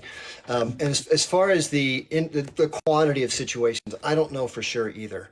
I do 100% believe that you and your service receive specific instructions to be careful and to specifically not engage. And there probably are people in every military that do crazy stuff, right? I agree with that wholeheartedly. Where I think we may differ, and again, let's be truthful. Air power has been the majority of the unalivedness in this campaign, and so I don't know what the pilots are told. I do know pilots that have testified as a part of what they call breaking the silence. I don't know if you've heard about that group. Former IDF pilots that have said, we were told to do whatever the hell we want to do. There was no constraint on protecting civilian life. So I don't know if they're lying. I don't know if they got different command structures that they thought or did differently. I don't know if everything applies in total. I think that's a fair point to bring up. But one more thing, and then I'll let you respond. I was in the military too. I was on the front lines of the military. We were given some very specific instructions that if anybody showed any sign of giving up, don't hurt them. And I was in the first Iraq War in 1990. Most of what we did was police up prisoners. None of them fought. They all wanted to leave. In fact, Saddam Hussein had put mines behind their positions so they couldn't retreat, which I thought was pretty horrible. So I don't disagree with you. I think they're probably, in many instances, the IDF does the right thing. But I don't believe as a wholesale policy, in terms of the air campaign especially, that they have a whole, the word that I use is this. I don't believe they're trying to unalive. Some people have claimed that they want to unalive all Palestinians. I think that's absurd. But I do believe that they act in many cases with what I call callous indifference to human life, especially Palestinian life, as it conducts its campaigns. And I still believe that's the case because that's what the video evidence proves. I don't want to deny what happened on 10/7. One last thought. I don't want to deny because I don't have evidence to deny it. Here's my counter to that, though. The people that were burned, many times there's been tanks. We have video of this. Israeli tanks firing into homes in the kibbutzim. It's not. So wait. So there's. Hold on. We're gonna take turns. We're gonna take turns, and I'll have you next line. Just relax, and I'll have Brenda after that, and then we'll go up the list. Next, I'm sorry. Freedom Philistine was here before you were, Lion. So I'll do Freedom Philistine, then Lion, then Brenda, then the others. Can I just jump Yeah, on? please. Because I have to go up with my notice. So just a bit. The burning, we're not really sure. This is one last thing, and I'll shut up. We're not really clear on where the military response by Israel plays into the mayhem of that day and what happened in terms of things burning or whatever. And I don't have direct evidence of watching people do the burning. We just have after effects. So it's hard for me to make a specific, but I can understand where it looks as if, because who else would have done it? I understand that argument. So I try to make heads and tails of it. I really just don't have a clear answer. Okay, so just a few more notes before I leave. I'm sorry, I was waiting for a long time, but my daughter needs to go to sleep, so I have to run. But so I think that at the end, if we look at the things, and I know for many people it will sound maybe horribly wrong, but Israel, alongside the whole years of Israeli existence, Israel never attacked even single one time any Arab country around without being provoked initially, including Gaza, by the way, okay, including Gaza. And just to remind everybody, in October 7, we were in official and legal ceasefire with Hamas, okay? So we've been there. We didn't do anything except for all the burden of everybody saying for 48. My parents born in Egypt, okay? They used to live in the Jewish quarter in Cairo for many, many years. My grandfather, my grandmother, they have stores there. One day, the Egypt government evacuated them. There's not even a single Jew, maybe you can count them on your 10 fingers, okay? I'm not going back and say, listen, this is my place, this is my house, this is my store, it belongs to me, this belonged to my grandfather, this belonged to my uncle, whatever. They deported us in 24 hours, okay? So shit happens, there's wars, there's hatred, whatever, move on. Now, during the years, the Palestinians were offered two-state solution many, many times. And again, Israel, of course, there's a lot of politics and a lot of whatever the drive behind this.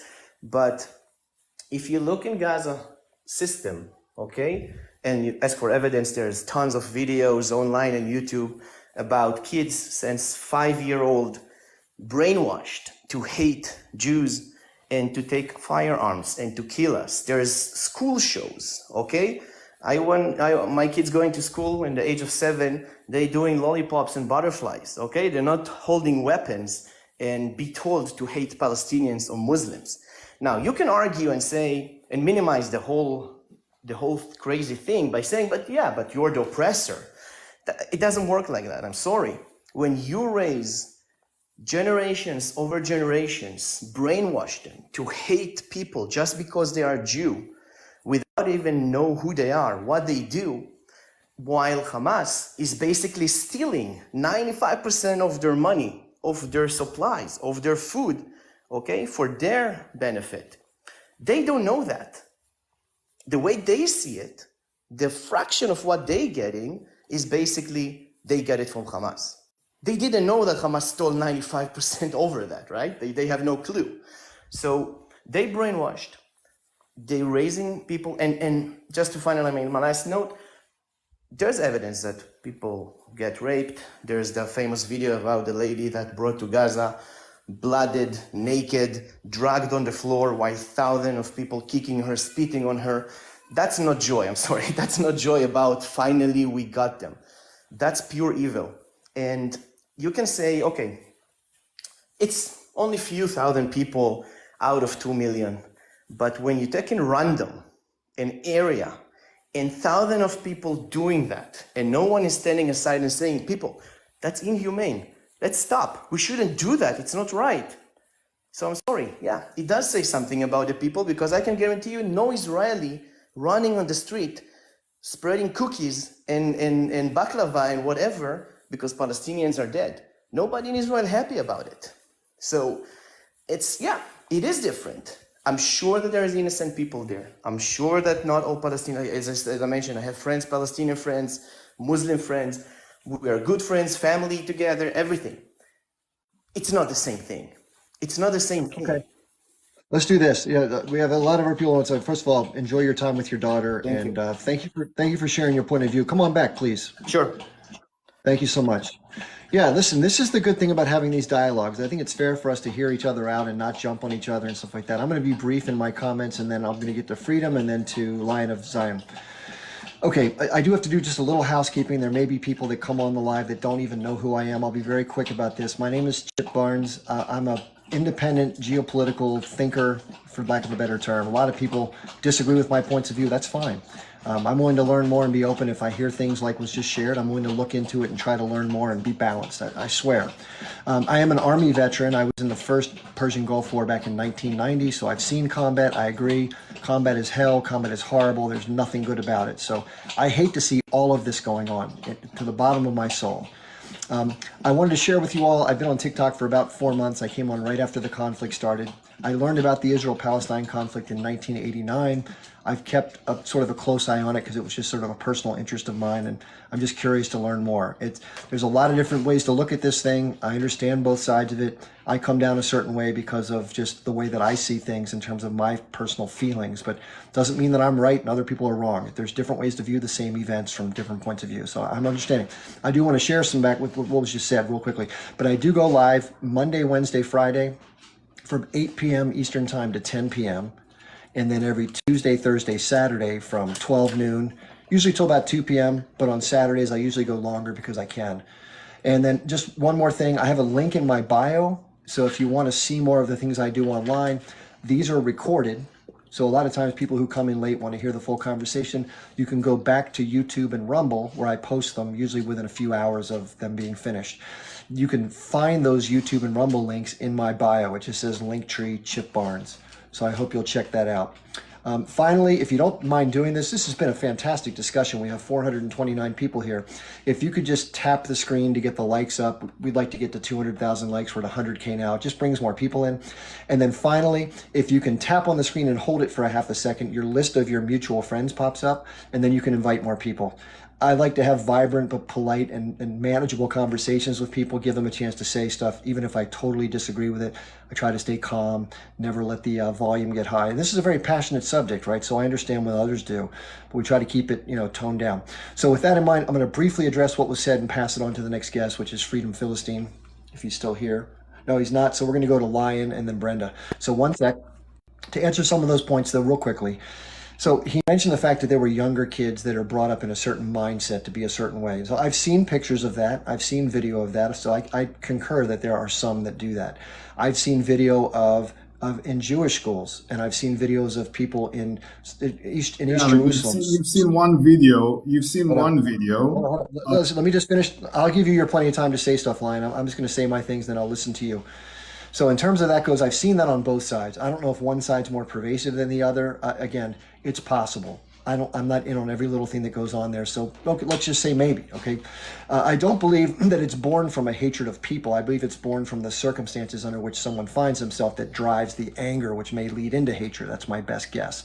Just like I don't think that Jewish people, for the most part, hate Palestinians or Arabs. There's some that do, but many just have an anger because of what happens to them as far as the attacks are concerned, and I think rightly so.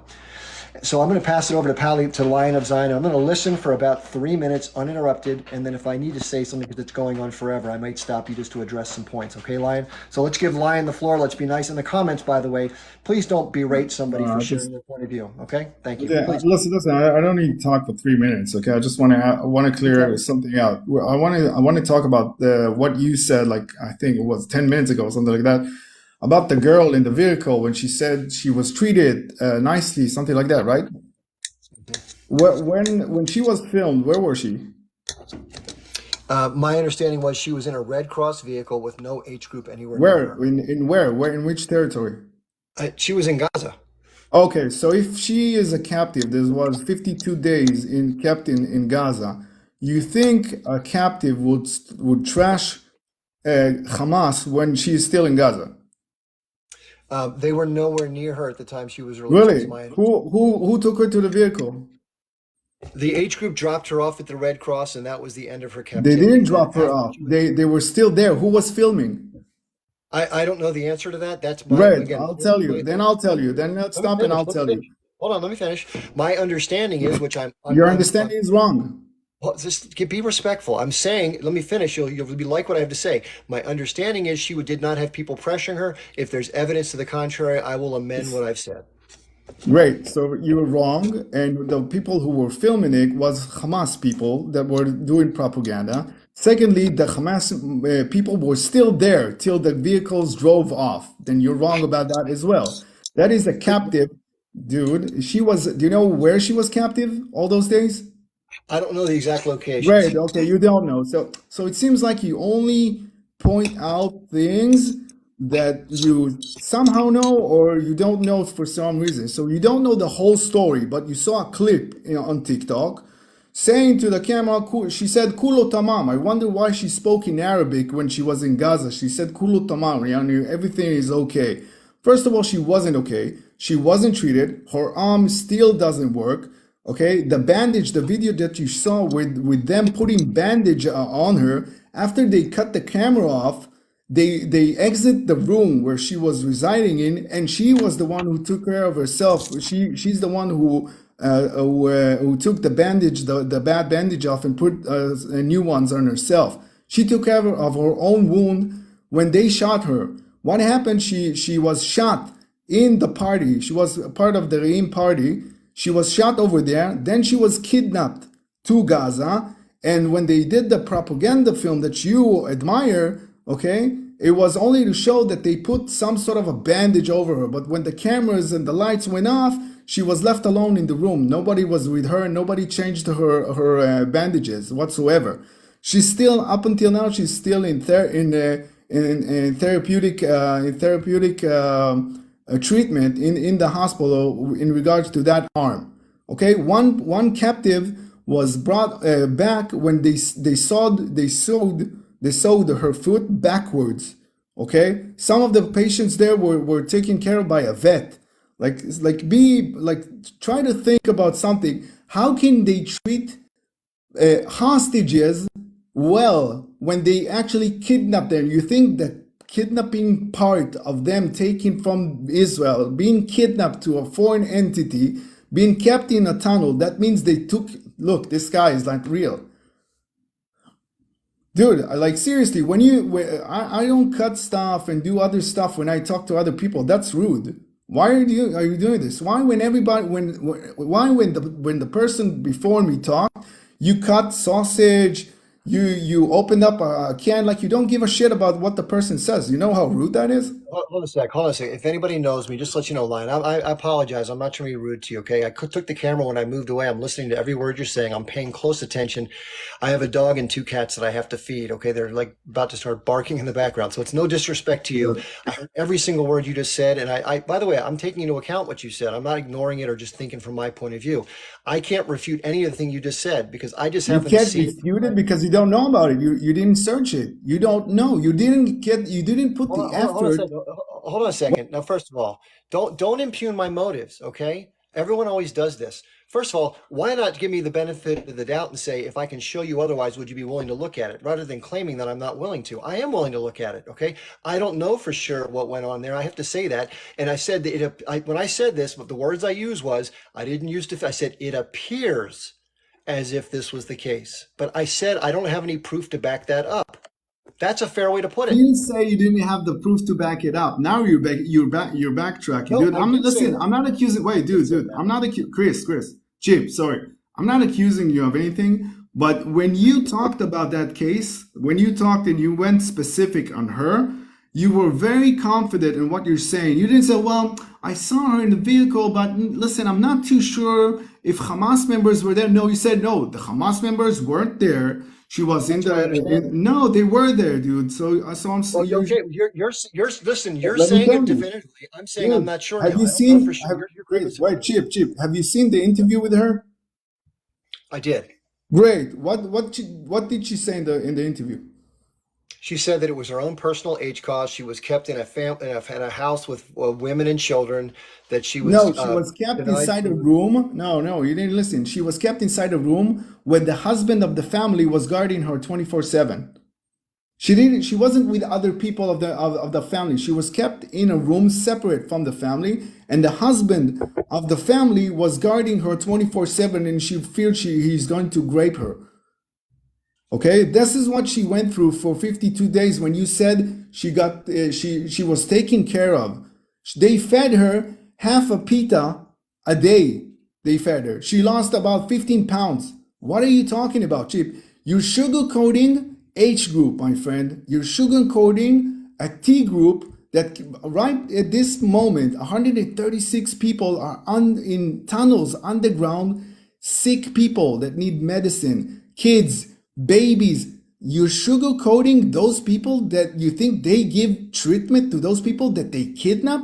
People that kidnapped kids, you think they have a moral stance of taking care of people? When you kidnap kids, these are people that you say have a moral stance of taking care of people. My answer would be I'm not totally clear. You're making You're not statements that are totally broad and clear. sweeping. People who kidnap kids have the morality to kidnap them and take care of them while they're in captivity. You're making claims that I have not corroborated. If they're Dude, corroborated, I'll look at it. this is logic. You think somebody that kidnaps a kid has you think Chip, you think that somebody that kidnaps kid can take care of that kid.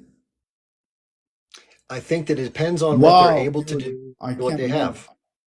Wow. You're making assumptions that you don't I'm have not any evidence. assumptions. This is me thinking logically. If somebody kidnaps a kid, it has the audacity to take a kid and excuse me, if you see somebody in the news that kidnapped a child from his parents and kept him in his house, you think that child is safe? I think that if you're going to try to use someone Wow. as a hostage, the last thing you want to do is unalive them or hurt them. Wow, dude, you're sugarcoating Hamas. You think Hamas has the moral stance for that? Wow. I didn't say that. That is I said that if you unbelievable. have a hostage and you want to return them and That use is them for love, I'm unbelievable. not going to unalive them. That's what I said. The people who kidnapped kids, you think they took care of them? I think that if you have a hostage, the last thing you want to do is unalive them so they're not Really? usable as the leverage you want So them what? for. Wait a minute. So wait a minute. If they didn't wait, I'm circling a little bit back. Okay. If their intentions wasn't to hurt civilians, why in the first place they went inside the kibbutz? Why didn't they go after all just the military bases To take as many hostages as possible. and just to take hostages? I think the purpose of their mission, if I understand it correctly, and again, you're Yes. making a lot of They assumptions they about I'm not me. making an assumption. Let I'm me asking finish. you a You asked me, question. hold on. You asked me a question. Let me finish. My understanding is they went into the kibbutzim because that's where there were human beings to take hostage. Oh, okay. To say so why? So they can't take soldiers hostages? Well, they could, but I think Why they not? did. I Why? think So they why take did civilians? because they wanted to take as many people to get as many people out Why? of jails on the Israeli W- side. w- That's all. Oh, okay. So what you're saying is they could have taken only soldiers as hostages and not the civilians and not hurt civilians, right? Could have, sure. Could have, but they didn't, right? Right. They wanted more Right. people to That use it. means that the people that they took, they intentionally went there to hurt them, right? Same for the kids, the babies, all of those people. So those people who chose between a soldier and a citizen took a citizen, okay, because they don't have the moral stance of you and me, okay, and they don't value human lives. And those people, okay, that took them to the tunnels, you think in the tunnels they will take care of them, they will babysit them, they will give them food and medicine.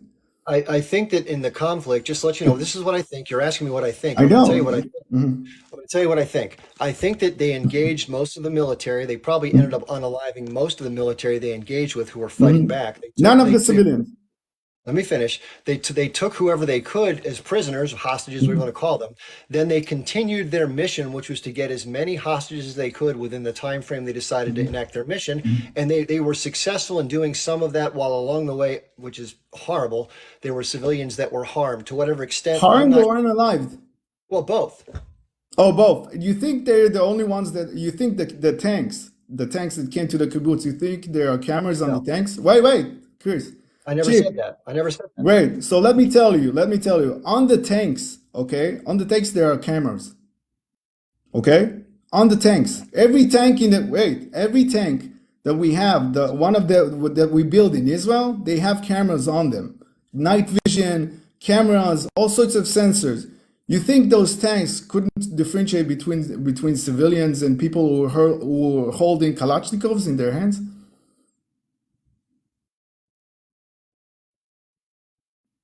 You're muted.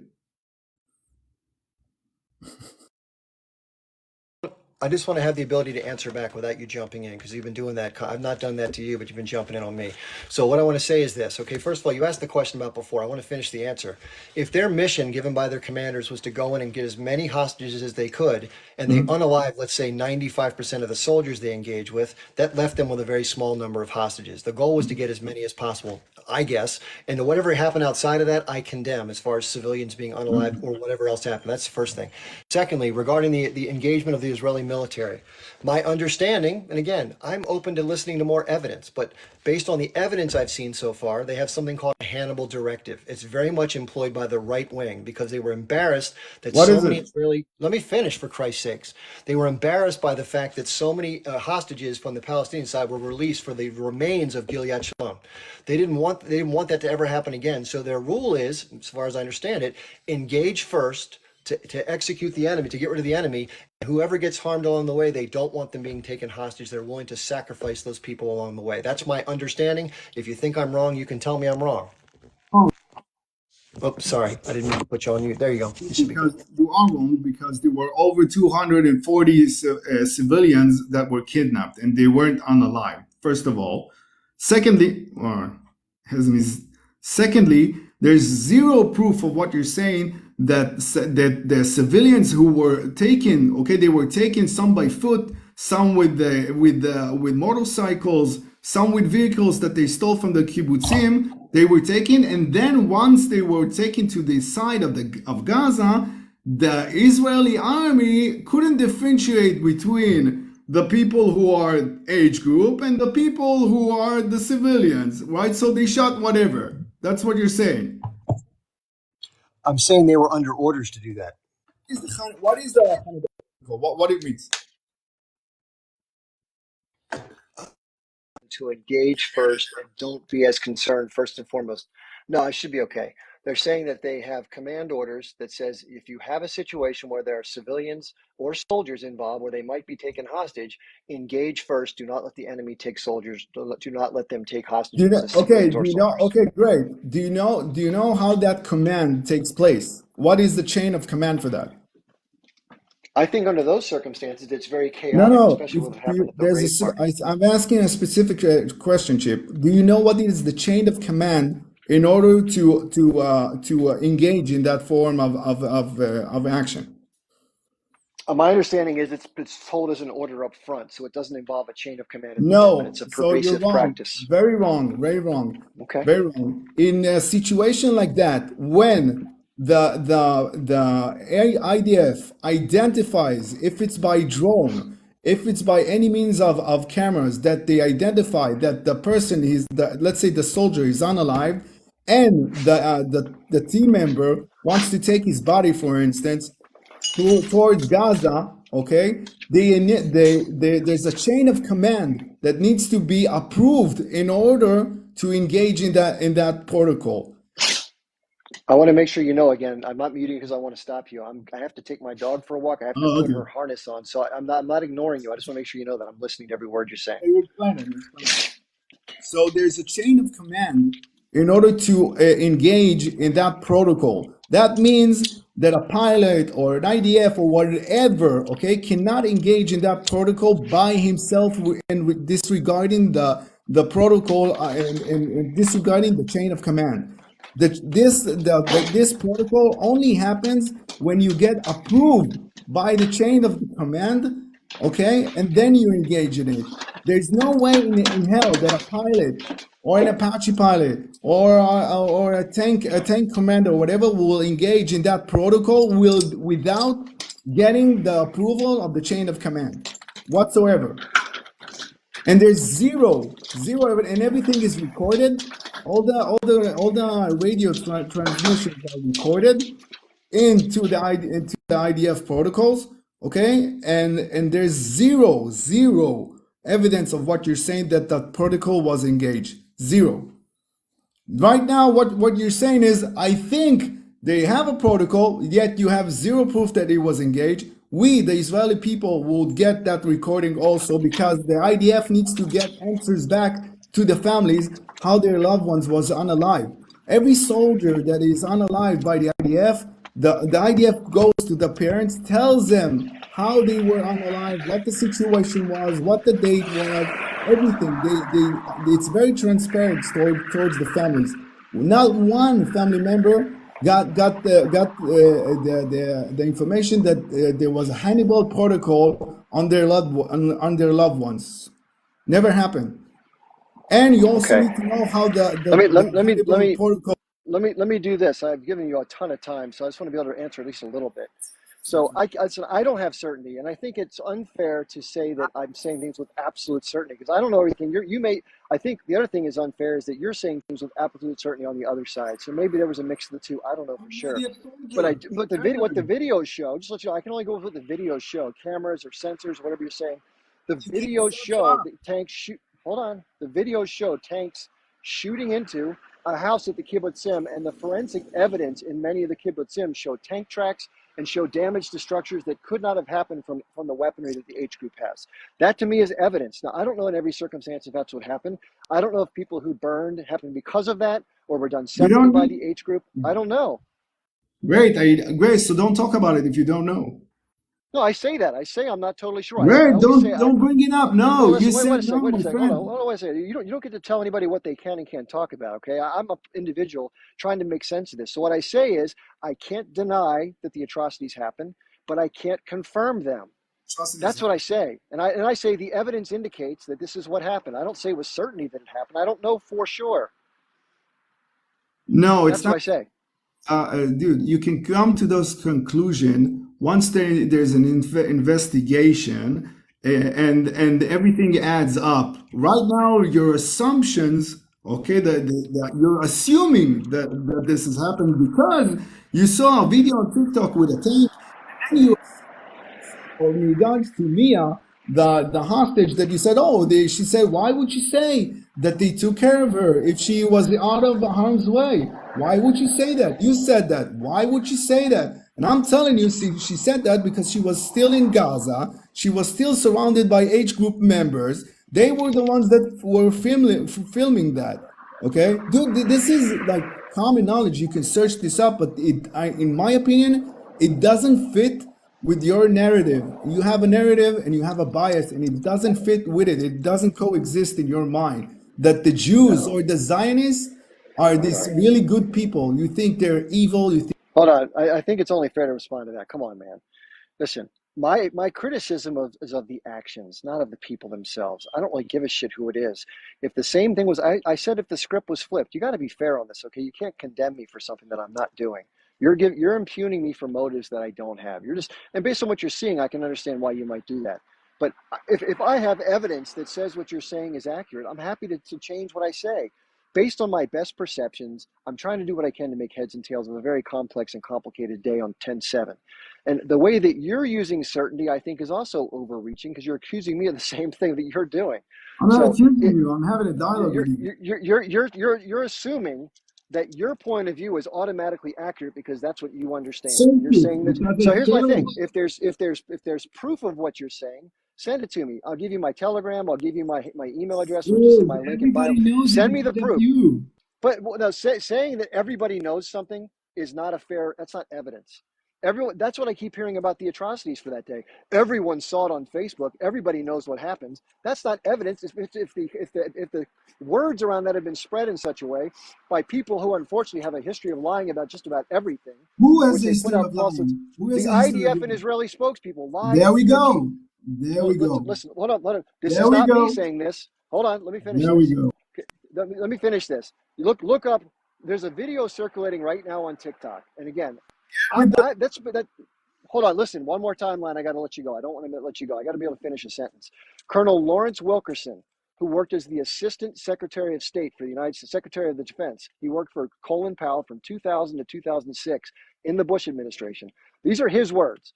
You cannot trust a single word that comes out of the mouth of any Israeli spokesperson or the IDF. They lie constantly. They do not know how to tell the truth. That's not Chip Barnes saying it. That's a former American official that was in the government who deals One directly person with the Israelis. that said That's his the point. opinion. And One you say, person that said his. and you say, there you go again. You hate Jewish people or the Zionists. No, I don't. I don't like the fact that anybody lies for a living and they hide what they do, and then they they don't tell the truth. They don't tell There the truth. I you. wish they Yeah, don't. who lies for his? Wait, who is lying for their living? Elon Levy, Who? Naftali, Hanyana Naftali, you pick Mark Negev. You go down the list. Who Anybody who Naftali? speaks Who? publicly for Israel. Who is Elon Levy? He's one of the major spokespeople for Israel that comes to all the Dude, news like programs. seriously, dude. First of all, Naftali is not the. I don't know who do you think is the spokesman? Hanyana Naftali is Dude, his name. listen, dude. First of all, the fact that you're saying that they're lying, give me the proof that first of all they said a lie. First of all, okay, you Yeah, made. I'll tell you right now. Right, just a second. Just a second. Here's evidence. You're claiming that the Israeli military has all these great checks and balances, all these different chain of command things. Go to Yes, breaking the silence. Go to breaking the silence. I Your do. former, I know. your former. Hold on. Listen, you asked me for proof. So let me tell you, okay? So the proof is there are actual Israeli soldiers that were pilots and members of the IDF forces that say publicly that they were told to do things that specifically contradict what you're saying. Cool. First of all, I know B'Tselem very well. That's first of all. Okay. Secondly, again, with the you saw one video, and again, you're basing all of your knowledge by pieces of videos. Let's see, I wanted to circle back on something because you said a lot. You said you saw a Jewish school, right? You said you saw a Jewish classroom, right? Remember? You said a Jewish Not just that. classroom, right? Wait, just a second. I'm circling back to what you said. You said Okay. you saw a classroom with students, right? Right? And that they were saying stuff about the Palestinians, right? In addition to plenty of more examples. Right, Not right. just that one. But no, I'm specifically talking about what you said. Forget about the rest. You said you saw a classroom, boys, right? They were all boys, right? Yeah, that's one of the videos I've seen. Right. So That's not all that again, I've seen. okay, wait just a second. So I know exactly which video. First of all, that is a yeshiva. It is not a public school in Israel. That's a religious yeshiva. It has nothing to do. Secondly, have you ever seen the curriculum in the Israeli schools? What I said was it wasn't widespread. I said there's Have extremists you on seen the both curriculum of sides. the Israeli schools, Chip? No, I haven't. No, I have not. Great. So again, you saw a video, you took that video, and therefore every school and the curriculum of the Israeli school is that. No, I didn't Well, say that. yes. So I why never would said you that. bring it up? I So why never. would you bring it up? I never said that. Listen, So hold on. why The would point you of bring it conversation. up? If you listen, the good news is this is recorded for the audience to go back and listen to. Okay, it'll be up. I never edit the video. I just put it up as is. It is what it is. And by the way, if I say something that's incorrect, just to let you know, Lion, I'm about the fairest person you'll ever meet. I'm willing to look at evidence to the contrary. So what I have seen is I've seen video in that particular school, but that wasn't the end of my analysis. But the conversation was around that there were extremists who teach their kids to hate the other. That was the basis of the thing. I don't believe it's widespread in Gaza, and I don't believe it's widespread in Israel, but there are Really? Have you extreme seen the groups in both that curriculum? do teach that. Have you seen Yeah, the curriculum that's in Gaza? claims by the way, one of the things I did see, which is part of this whole lying thing, was Yes. somebody said they went into a school and they found a textbook and they said there was a page specifically that was hatred towards Jews. That piece of paper that was inserted into that manual had been folded Inserted. up, unfolded, and put in the book. That was not part of the Inserted. curriculum. This is the Okay, this is that the is kind of an stuff that the assumption Israelis as do. well. They staged weapons at the Al Now Shifa hospital. Israelis. They All staged the Israelis is plural. Pussy You of saw Zion. you saw one Let me person. explain something. You're saying Israel hold on, is hold on, hold on. plural, and yet you saw one person. Let me show you. No. It's happened. These are Yes, examples that happen that's what you over and said. over and over again. No, it Yeah. didn't What happen am I over supposed to and do? over and over What else? again. Have you seen, Chip? Yeah, A sure real did. question. A real question, Chip. Have you seen the Yeah. curriculum of the Gazan children? No. Great. So Well, no, I've seen the one that the Israelis pointed out. no, Yes, that one. dude. I don't know why this isn't a fight. I'm just asking a question, dude. You don't have to deflect. I'm telling you what I saw. Great. So I'm have telling you you what I seen? saw. So the That's all I've curriculum. seen. So wait. So the curriculum that they teach in Gaza, you've never seen it. I've never seen it other than the example that I mentioned. Great. Okay. So Chip, can you search up? Would you be able to search up the curriculum? It's online. Yeah, I'm Hey, happy to. we've Great. also So seen plenty search of up the evidence and curriculum. videos Right. Hold Dude, on. let me just of finish. Zionist school. Shaq. Listen, Shaq, we Yeah. got to go in order. So first of all, so I'm gonna Very finish. patiently. Chip, if Yeah. you're an honest individual and you really want to know, search up the curriculum, okay, of the Gazan schools. Just a second, I'm finishing up. Search I said up. I'm happy. I said I'm happy to. Is what I Right, said. just I'm happy I'll to. finish two seconds. I'll Okay, I'll sure. I'll let you search it up. See, there's a PDF file with all the curriculums and what they teach those kids. Okay, and then when you'll see the curriculum, I want you to make a live on it if you can, and Of point course. it Well, out. I'll even Cool, bring you back. How about that? Is that a cool. fair thing to Okay, do? thank you, Chip. Let me follow you. Hold on. I'm going to follow you so we Go can ahead. keep in touch. So I just followed you. Message Cool. me as far as I'll do the Yes, research. I And will. if I see something different, I'll message you about it. If I see Cool, something that confirms it, we'll go on live and we'll talk about it. cool. Fair? Okay, great. Thank you, Chip. Bye. Okay, thank you for being here. I appreciate it very much. Yeah, and listen, that's a good conversation that we just had. Obviously, there's plenty of examples that Lion provided, which I appreciate. If I can find ways to corroborate any of what Lion said, I'm more than happy to acknowledge it publicly and basically contradict the things that I think, based on my judgment, I've said in whatever way I've said it, because that's fair, right? And it could be, by the way, let's be fair, that there was pressure being brought to bear on that young woman. I've seen 3 videos of her, just to let you know. One was when she was in custody and her arm was hurt and she was getting treatment. That's what I heard. So maybe that was under pressure. The second one, when she was led off to the Red Cross and she was saying on camera what her experience was, that could have been under coercion of the H group. Could have been. My understanding is that she was no longer with the H group, but that could be wrong. And then the third thing is I saw what she said on Israeli TV. I didn't hear the entirety of what Lion mentioned about being in the room with the one male. I didn't hear that part, but maybe I didn't watch it long enough or whatever. But I'm happy. Listen, I'm happy to acknowledge the truth, whatever it may be. If I have a narrative, so to speak, it's only because of the things I've been able to put together. It's not based on pushing away things that negate the narrative. That's just not how I operate. So I'll take a look. You have my word. and we'll see what happens. And by the way, for those of you who are pro-Palestinian, if I do find something that does negate, if it does show a persistent, widespread teaching of hate towards a group of people, I have to put that out there. Only fair. Just let you know, I'm not going to hide stuff for team-based stuff. Okay, the next person that wants to speak, I believe, is Brenda, who's waited very patiently. Then we have Bree, Gaza Forever, Samsona, and then Shaq. I'm sorry, Shaq. It's just the way the order came in. Please, Hey, my Brenda. friend. Hi, Chip. Thanks for having me back. Of course. Can you hear me okay? It's just, it was telling me I was having an unstable connection. I'm at the beach, so I'm not Yeah, sure I can hear you fine. if Yep, the I hear you connection's just okay. fine. You can hear me okay? Oh, perfect. Yep. Um, so that last discussion was quite lively. Um, I have to say, it was very reminiscent of. I brought this up one time on your live about the book, and if you're not a reader, you can watch the movie in 1984.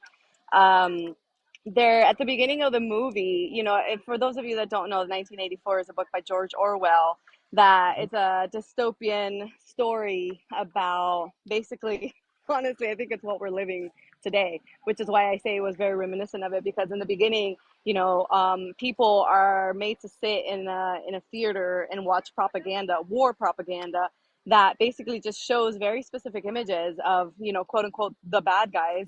And then there's like one face of the person, the leader of the resistance of the other side, and just it just like incites this hatred in people. And like, the propaganda is very specific, and you see the people in the audience just going crazy and just like yelling and like going just insane with anger. And so I want people who are listening to just be cognizant that if there is anything that any government or any country tells you that triggers you in the way that our last speaker was triggered, in a way that you are just adamantly defending one side, you need to be cognizant of that. You need to be aware of that, because the propaganda that was coming out of the mouth of our last speaker was just absolutely perfect, perfectly aligned to what Zionists would want, to what the U.S. would want. And so I think all of us, and I'm not just talking about anybody who's pro-Palestine or anybody who's pro-Zionist. I think all of us, because there is no good guys and there are no bad guys. And I think one of the biggest dupes of all time in modern warfare, modern history, is convincing us that war is a noble thing, convincing us that war keeps us safe, that war brings us peace, and for us in the United States, Yeah, that war brings us freedom. We're not free. Nobody is free. I And agree. so I Brenda, think, is it okay if especially it's with okay real quick? Can I just ask? I just have to ask the audience one quick favor. If I check the source that Lion brought up, it'll slow down the live or mess it up. But if anybody's listening and has access to their smartphone or computer, if you could please look that up, and then maybe in the panel put like in all caps or put like some asterisks, like results of search or something like that. I really do want to see if that stuff is legitimate. I don't know for sure what the curriculum is. I hope it isn't that way, but if it is, it is. So please, thank you for doing that. Sorry, Brenda. Just want to make sure we can get some help there.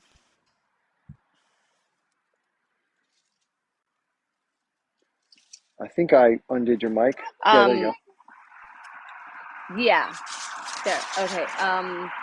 Yeah, so I think the idea that of pitting us all one against each other, and then just constantly being war, because if we look at the history, if we look at our modern warfare history, we have been fed the idea that we should be at war, and we've been at one war after the other, after the other, after the other, and none of the wars have actually done anything for the betterment of society. And people have to understand that whenever we give money to these wars, and we're talking about like all these like billions of dollars in aid to countries that are at war, all that money just goes back into the military industrial complex, on any side. So it doesn't matter what side it is, that there is no us versus them. It's the elites, the multinational corporations, the industrial military complex, and then there's us, the people who actually get sacrificed. We are the sacrificial lambs. You know, Palestinians are the sacrificial lambs. The people who have been brainwashed in Israel to believe that, you know, that they are the chosen people, the people who, because um if you watch a lot of pro-Zionist creators that have deconstructed their programming, a lot of them talk about like the traumatizing, and I'm sure Lion, the person before me, has a lot of this. Is, you know, the amount of traumatizing that comes into making a group, an entire country of people believe that they are in the right, you know, that that land belongs to them. Like the amount of hatred that has to be programmed into them from basically from infancy is insane. So I think we have to also look at that there is no us versus them. There's all of us, and we should all be wary of what any government tells us. And I think a lot of people are waking up to that. But yes, it's important to talk about the details, you know, like talking about this girl and her injuries and whatnot. But I think it's also very, very important for us to deconstruct the idea that governments keep us safe, that governments are for us, that political affiliations are, you know, are real. It's not. There's no liberals and conservatives. We're all they're all on the same side of the spectrum, and again, it's just against us. So that was just one thing I wanted to Okay. kind of share, that perspective for everybody, to just sort of, Okay. you know, take a step back and try to see an eagle-eyed view, because nothing is what it seems. And if something really triggers you, like you gotta lean into those triggers, not in a hatred type of way, but trying to understand it. And I think that's something that you do an amazing job at Chep, is like trying to really analyze from an analytical and removing the emotion out of it. Because I think, yeah, it's an emotional situation for all of us. I mean, I cry every single day, Sure. and I think a lot of us do. But we have to look at the bigger picture, and the bigger picture is dismantling the systems that oppress all of us, not just Palestinians, not just Americans, you know, but even people in Israel who are brainwashed. Thank you, Brenda. Appreciate that. Have a very nice rest of your day. Yeah, Brenda always brings a good perspective to things. I think she's a good person to have on to speak on. I was hoping to have a panel with all women just to talk about women's issues one time. And obviously, I'd be the only person on the panel that's not, but I probably keep my mouth shut and listen on that one since I'm not. I did want to say one thing. I get a lot of criticism for not considering the situation of the hostages that are Israeli. I want to just address that for a second. First of all, we talked about this one particular young woman who was involved in that. You know, who knows what the bottom line was. I feel horrible that she was injured in the first place. Right, her arm should never have been injured, because obviously what happened to the people that at the dance party, civilian-wise, should have never happened. I agree wholeheartedly. And for those that did get taken hostage, especially older people or babies or whatever age, I think that should be off limits. I don't think that they should be taken regardless. I agree with that wholeheartedly. I have a hard time saying that nobody should be taken, because I think it was a tactic to try to get leverage to exchange for the prisoners that are deemed to be sort of held under dubious circumstances that are Palestinian. So, you know, I don't know exactly where the morality falls on that, but, you know, because what happens once is, you know, it's hard to, who knows? I wish all the fighting would stop, and I wish there was a peaceful resolution that let both peoples live in peace. But I think as long as you have somebody under your thumb, your boot, and you have them in a situation where you control them, they're going to want to resist. That's just kind of the normal way things work. So, unfortunately, I think that gets discounted in the conversation, but it doesn't justify what happened on 10/7 to civilians. I want to make that clear. Okay, I just had to get that out. It was in my head. Okay, we have Bree, Gaza Forever, Semona, and Shaq, and then user 448. Okay, let me go to Bree. Hi, Chip. Hi. Um, so I really only I heard your name a lot this past week, and um, I didn't know who you were, so it's great that I've gotten to see you. Especially that I got to see you for so long up here on this panel. This is not the typical panel, and I commend you for that, because it is not easy keeping the panel peaceful, right? You literally just said all the things that I wanted to say, with minus the veteran stuff. So for me, I don't say like pro-Zionist. I don't lean into the Zio thing too much. You won't hear me say that what's happening to the hostages, that they're being taken care of so greatly, and like, because the reality is exactly what you just said. It's traumatic.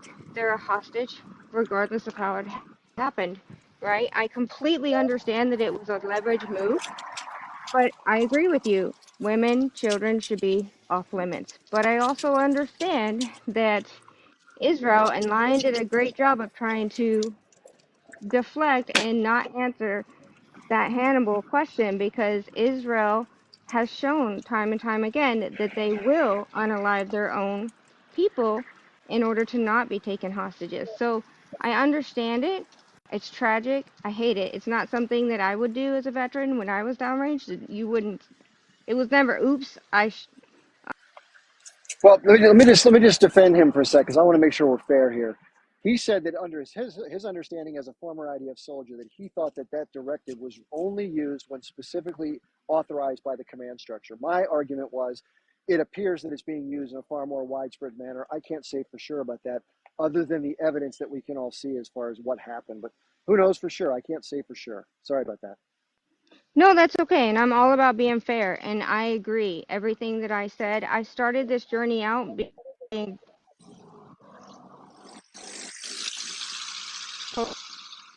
bro, I think we lost you for October. there. I There you woke go. up like We everybody else lost you around for the a couple. world. We lost you for about 5 seconds there.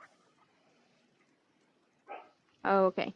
So I started my journey out being pro-Israel because I didn't know anything about Palestine back then. But I woke up on October 8th just like the rest of the world, and I was like, this is a huge tragedy. It's awful, right? And all the stuff that was put out. But everything that I have researched since does say that there was an investigation done, and it does say that the Hannibal Directive was a widespread thing. There is IDF people that have come out and they have said, yes, we had to use the. I mean, you've seen it. You've seen um, the tank driver. You've seen the pilot, I'm sure. So it's definitely, in my opinion, it seems very plausible that that happened. There's also forensic evidence out there now that does show IDF ammunition in the bodies of people from that day. So that's more evidence. It's tragic all around, right? But I think the important thing is, for me, I focus a lot on the military aspect, and I really wanted to talk to you about the use of force that they're using, right? I don't know if you know, but one of the main things that I researched was Afghanistan and how many boom booms were dropped. And Yeah. I researched and found that on the worst year in Afghanistan, we dropped 7,400 boom booms. Yeah. Israel surpassed that in the first 9 days, and I just cannot, for the life of me, get my head wrapped around why it is such an extreme attack. And like for me, it just seems so over the top, and I'd Yeah. like to get other veterans' opinion on it, and so that's really why I came up. Okay, let me try to answer that. First of all, I want to say unequivocally, just because I served in the military does not make me a quote military expert. I never claimed that. I don't want to claim it now. But as a Right. civilian who used to serve, I would say this: disproportionate responses has been a very, very regular part of the conflict over the years. So, for example, typically what will happen is if, let's say, 10 Israelis are unalived, there'll be like between 70 and 100 Palestinians that become unalived. You can take that math and multiply it out. So we're seeing something obviously way more disproportionate than what is normally the case. Now, as far as the way they've conducted the campaign, and I've heard other stories about ratios of civilians to militants as far as justifying the fact that it's only like a certain number. Just because the American government does things that are horrible elsewhere doesn't somehow rationalize or justify what the Israelis are doing. I want to say that. So two rights definitely don't make a wrong. And then secondly, or two wrongs don't make a Yeah. right. So, sorry, I said that backwards. You got what I was talking about. And then the other thing is, the fact that there's breaking the silence and that these people come out who have a heart, have a conscience, they say, gosh, what I did was really wrong. And when people are raised in Zionism, most of those who break free of it claim that it was really hard for them to see it differently because of just how pervasive it is from birth, as what was said earlier. So I think that I call it a callous disregard for human life. And the fact that the Israelis have Hmm. dropped so many munitions, and they don't warn people, that's a myth.